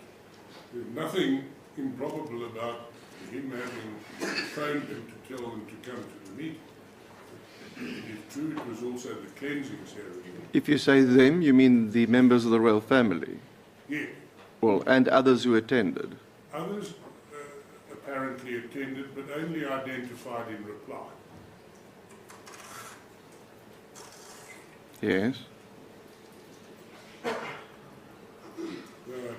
The vast majority were members of the royal family. There were, I think, two religious personae. My Lord, what is also important is that both Mbonisi, Prince Mbonisi, and Princess Tendi were invited But and declined the invitation. That point has been made. Prince Simakade obviously knew about the meeting because he asked for the letter to be read there. So he took an a priori decision not to attend the meeting.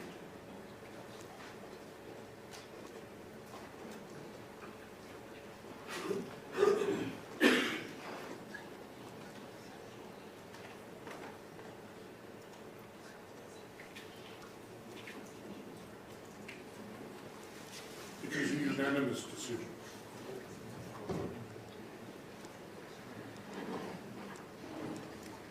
Now, one trusts that when this act, when the new bill is written, persons are asked for comment in order, I hope Parliament gets down to it within the 2 years, there may be such issues as Cora and the like that are included in the bill, but be that as it may. Even if it were to be included, it'll be again in terms of the custom applicable. Yeah. Well, Prince Buthelezi says that's the custom. Professor Mangosuthu Buthelezi says that was a properly constituted meeting in terms of the customary law.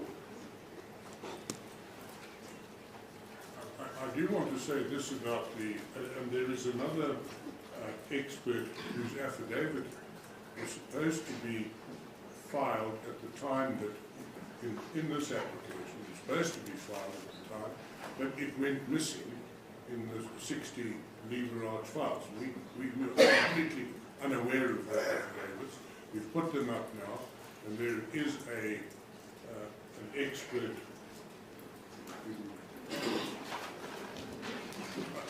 I'll have to give your lordship the reference tomorrow, I'm afraid. It's in the latter part of the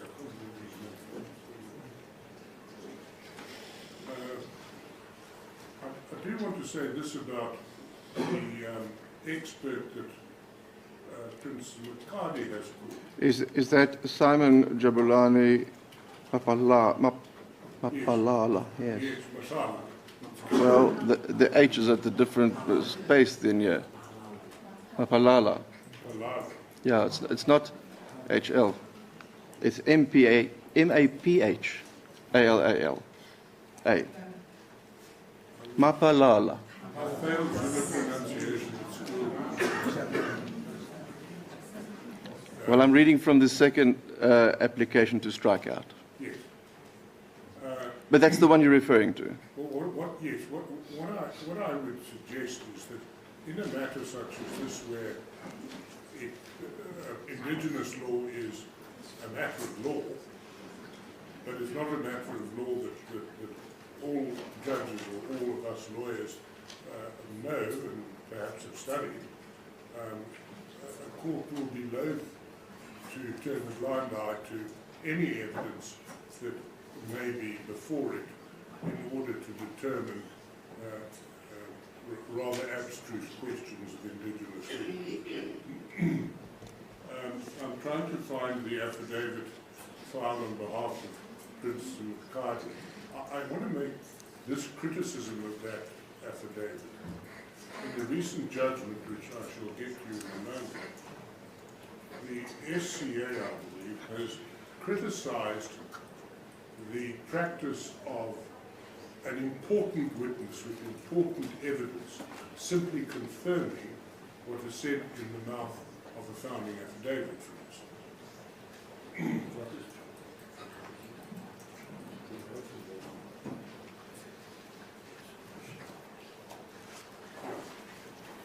Yes, it's at 059-313. That's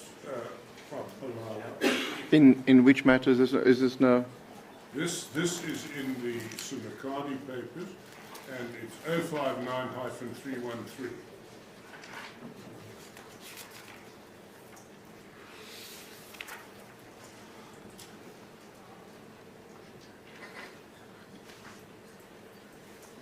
Yes.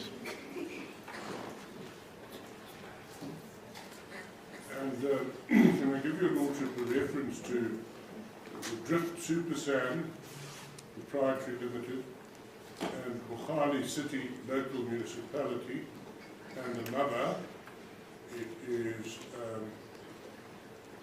case number 1185/2016. We shall load it onto case lines. It's paragraph 31. Yeah. And it dealt with the evidence of a certain Mr. Van Dijk. I'm not going to read it all out, but it says if the evidence of the affidavit which is annexed, or if the evidence of the deponent whose affidavit is annexed is of great importance to the case, critical to the case, it is not sufficient to say, to put it in the mouth of another deponent and confirm it. It should be in the affidavit of the person who's giving the evidence. The court says this might be an acceptable way of placing non-contentious or formal evidence before court. But whereas here, the evidence of a particular witness is crucial, the court is entitled to expect the actual witness who can depose to the events in question to do so under oath.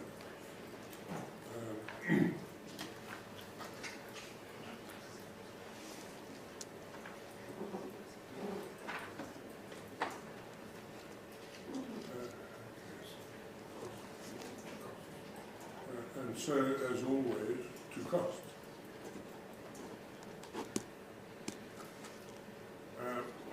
I noted with interest that the two applicants gang up on the king, and I thought it was a little temerarious of Prince Simakade to ask for the costs of him opposing the Manisi application, which I say he should ask you to dismiss, that he should ask that we pay the costs of, that is, the king must pay the costs. Sorry, not correct. In relation to Prince Mangosuthu's application, if I'm understanding the submission correctly, we asked the President and the Minister to pay the costs. Sorry? In relation to the Prince Mangosuthu application, we only asked the President and the Minister to pay the costs. The Minister. Does it change much? Mr. Perkin, yes. In a matter such as this, one shouldn't express any prima facie views, except perhaps for purposes of debate, the issue of costs. Can it really be said that persons here acted out of own spite or malice, or were they all concerned regarding what has befallen the Zulu nation regarding the disputes of succession? The epithets flew fast and furious in the affidavits against the king, but we don't take umbrage with thick-skinned, and I'm not suggesting that anyone acted with malice. Can't prove it on affidavit. So if your Lordship is referring to the Biowatch principle, I can't. Well, I wasn't so convinced it was that much of a constitutional issue, but it will result in the same end in an exercise of a discretion. Well, of course, the guiding principle will be the outcome of the merit. Yes, yes. Really, I can't lecture the Lordship on the costs, only the Lordship will know what to do in the Lordship's discretion, and it will largely depend on the outcome of the decision. Yes. Thank you. Thank you.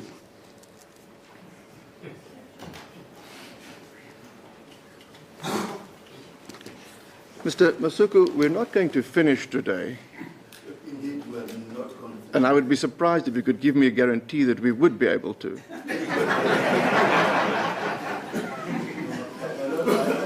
thought I got a good commendation from you of my ability to stick time. But in light of the debates that you raised with our colleagues for... Yes, no, what I'm saying is if we're not going to finish today, we will definitely finish tomorrow. Absolutely. But is there then a need to start and interrupt your argument, or can I hear you tomorrow morning and then Mr. Dotson thereafter in reply? No, there is no need for that. We were quite happy to start tomorrow. We'll be fresher and more focused. And also you'll have an extra 20 minutes then to prepare on the argument you've now heard. Exactly. But as I recall, Mr. Simakade will deal with reply. I'll deal with only one aspect. All right, you can structure it however you want. Thank you. Court will then adjourn until tomorrow morning.